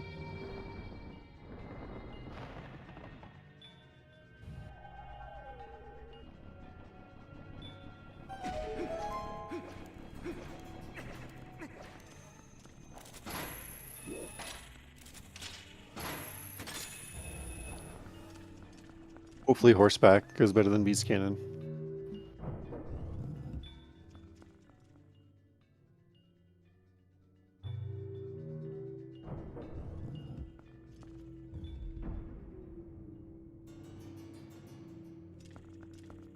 Oh, she does. She goes to the left side. Interesting. Is that normal? That's not normal, right? Isn't that what you do on GameCube? Yeah, that's what we do. That's what I do in GameCube. Like, I mean, it works. It's just you're gonna get different patterns. Yeah, Zelda's the only part that's. I guess no. There's RNG with which pattern Ganondorf takes on horseback, but you can, like, you just react at the start. It's not a big deal, yeah. And then it's consistent from there. So, SVA has a video on it. Also, beast cannon. I believe there's RNG with which direction he falls over. I guess that that and is one RNG too. and one of them, like when he goes away from you, it's slower than when he faces you. But it's not anything near what Zelda is in terms of most of it's how much it is. inconsequential. Yeah. Yeah, but meewix is coming up on ending blow or on the final hit. Final boss, if I can talk. Wow. Time ends on doing ending blow on Ganondorf and the scene changing to him screaming in agony. But you'll see it's a pretty lackluster fight. Good auto spin so far. Nice. Perfect Ganondorf. And the boots of the lantern. Come on, you gotta do the lantern too. Yeah, there you go. GG. 314 something. 02. Yep. 02. GG. Nice. On a fair and escape route, that's a pretty good time for a race. Yeah, feel free to join the waiting room if you want to. Yeah, if you're not feeling too bad, I know you're. Oh yeah, that's true. Ill, so she was a little sick.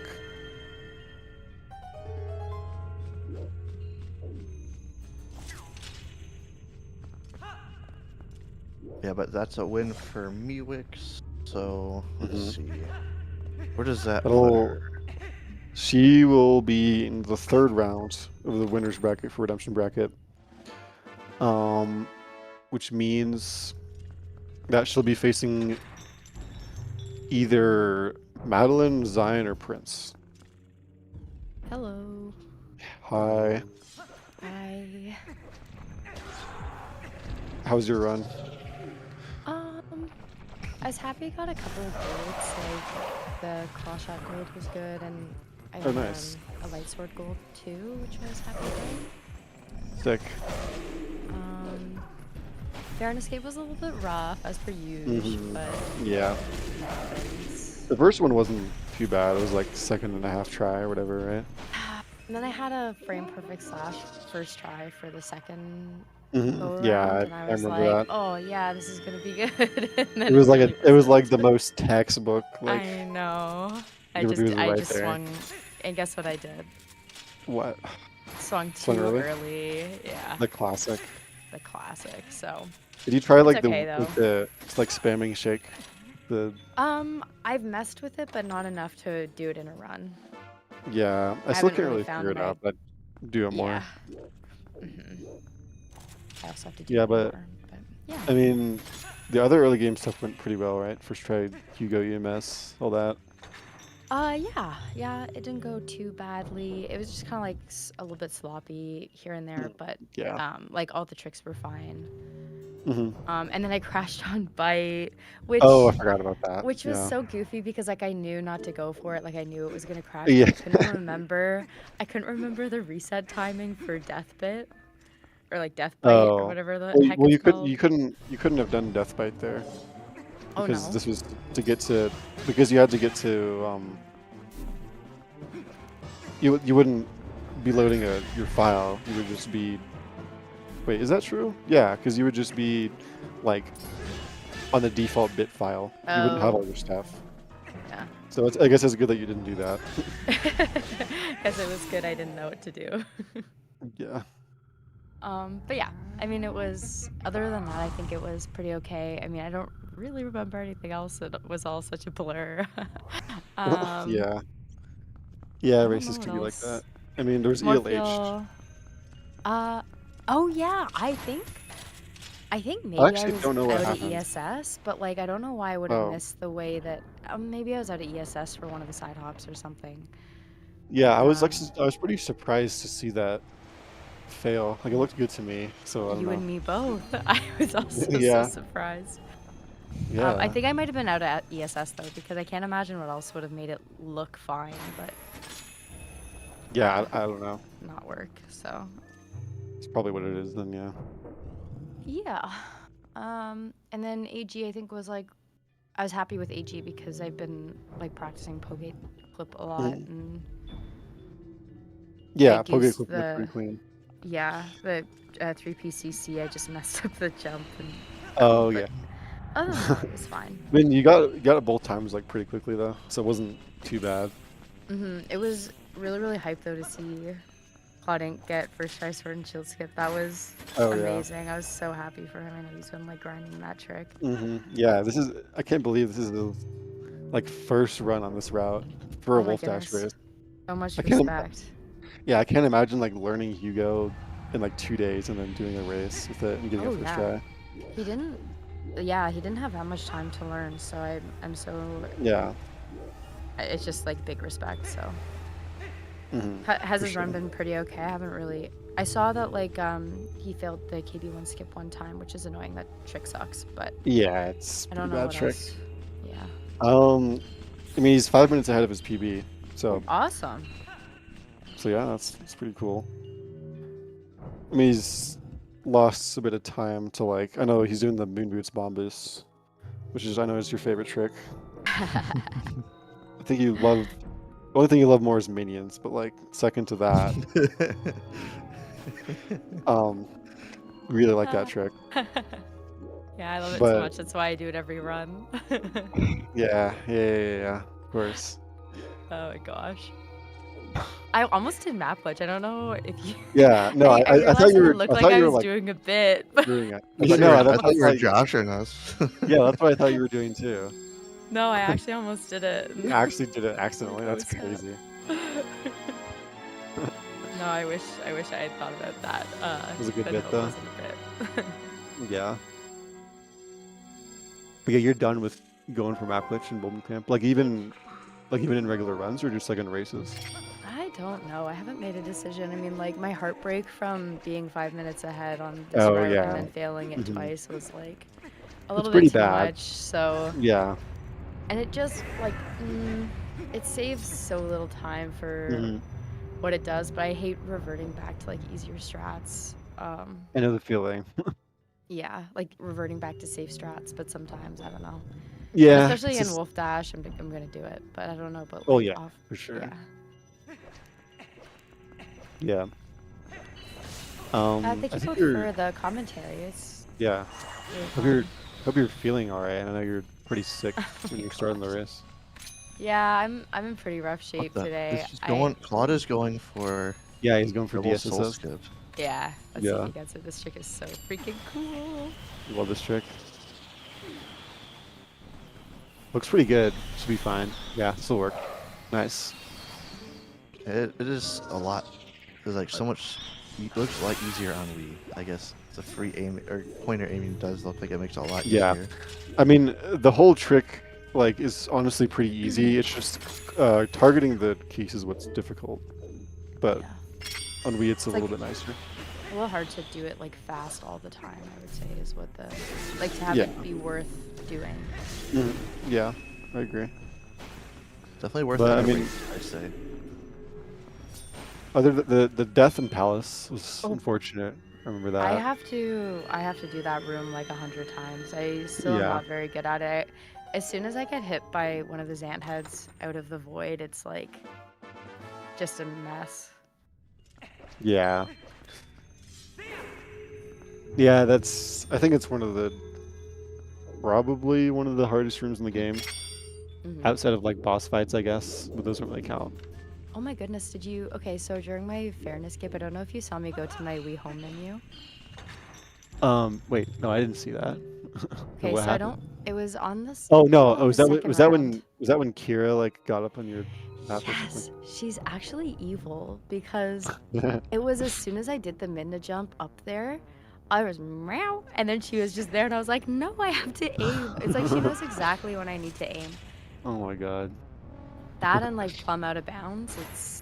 Did you like put her on the Un- ground? Or did you like take her out of your room? No, I just put her on the ground. Okay. She didn't bother you after that? No, no, she didn't bother me. Surprisingly. Yeah. Oh yeah, I guess I should. Do you know about the strat where you go do the boss key first, and you kill his Yes, ant second? I used to do that one. Yeah. Later, but you can still make that cycle. It's just Sure. I think it's a little bit harder, but it also makes the claw at the start not risky at all. Okay, yeah, if you could send that to me, that'd be huge. Because that Yeah. claw is what usually like gives me issue. Mm-hmm. Yeah. Thank you. Yeah, no problem. I mean, other than that, I guess there was Beast Cannon. But just those two things. I don't really remember anything else going wrong in your late game. Yeah, my whole Enter Zant split was pretty rough. Like I transformed into the platform room, Oh yeah. like game overed in boss key room. It was just like kind of rough in general. But Yeah, interesting. It can be like that. oh, and then I accidentally pulled a bomb and then I messed up my equips on Zant Eel. That was a little sketchy. Mm. I don't know if you guys saw that. You almost you mess up your. You're saying when you mess up your equips. Like I tried Yeah. to unequip boots, but I used the wrong thing. Yeah. You backed it up fine though. It looks like. Yeah, thankfully. Remember that it being went a little okay. sketchy. Mm-hmm. Yeah. I guess I should probably go to the end credits. Maybe it'd be something more interesting to watch than just him deep breathing. Yeah. It was pretty entertaining to watch, though. I mean, I don't know if I've Oh, ever yeah, like sure. sat through an entire Wii run from start to finish. No way. That can't be Like true. I've seen every single part multiple times, but never like All start at to once. finish. Yeah. Yeah. Were there parts that you were confused about, like that you weren't sure why we did it? Nothing was really confusing. It was just I asked a couple of times like what you were doing next. More specifically, like when you were during like the forest escapes parts where you were just basically prepping to do Elden Twilight and all that fun stuff. But it all made sense. I just didn't know offhand exactly what you were doing Yeah. a couple Yeah. times. And I guess you'd never seen like the jump down before the 3PCC in City. Yeah, I hadn't seen that jump before. Yeah. And somehow missed that, but I've seen all the other parts of the trick. Sorry, which part? The Like- 3P the jump slash where you stand in the corner, like in the room before the 3PCC. Oh, okay. In City, yeah. Yeah. There's just some cool strats that I'll be taking a break from TP after Wolfdash is done, but might do we after. Yo. You Yeah. know what? I gotta say, TP Wii is pretty stinking cool. I know. And very fun to run. It seems to be a few people that are. Oh, I got my videos on here. It seems a few people that are starting TP Wii and learning right now, which is pretty exciting. It seems we got a TP Wii Yeah. resurgence right now, so now's the time. Yeah. Yeah, just a TP resurgence just in general. There's been a lot of... A resurgence. Resurgence. Let's go. A lot of I don't- people have been picking up TP in the past couple of months. That's true. I guess it's been 4 months since we had displacement clips, which is kind of crazy.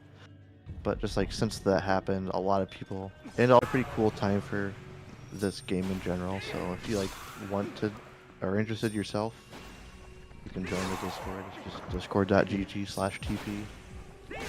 Yep. Yep. Everybody's really nice. Yeah, there's a million people that would be, literally a million people that would want to help. answer Literally a million. questions. Literally. Yeah. Actual million. Actual 1,000. Yeah. 1,000. Yeah, so with that, we'll probably raid over to Claude, who is probably got about 20-ish minutes left in his run. Yeah, it might be sub. I don't know if how possible sub 350 is. It looks like it could work. It could happen. Yeah, I don't know Definitely how on good it is. PvP. But, like, yeah, he's about 7 minutes ahead, so I'll probably send you guys over there for the remainder of his run. Make sure to stick around because it looks like he's gonna get a good PB here. So. Yeah. Yeah, definitely make sure to stick around for the rest of his run. And I'm trying to figure out. I'm trying to figure out where he's gonna. If he lost this round, which is 2.1, 2, 3, 4, 5, 6. 2.6 gets a bye, and then plays loser of 2.5. So Claude is gonna play the loser of the winner of Prince and Zion, and then Madeline. So yeah, it'll be interesting. Yeah, so we might have some more Wolfdash in a couple of hours. I don't know if we'll have a restreamer. I won't be able to do it because I need to go to sleep because I have to work at 5 a.m. or I have to be up for work at 5 a.m. But we might get a restream. If we do, it'll probably be on ZSR main, but I can't guarantee anything. But besides TP, there is, or I guess there's also a TP rando tournament going on right now. Then there's also other rando tournaments as well. There's something to the past, some other stuff. But besides that, we will probably send it off to Claude here in a minute. And thank you guys for hanging out on ZSR tonight. And hopefully see y'all first a little more Wolfdash. So we shall see you guys all later.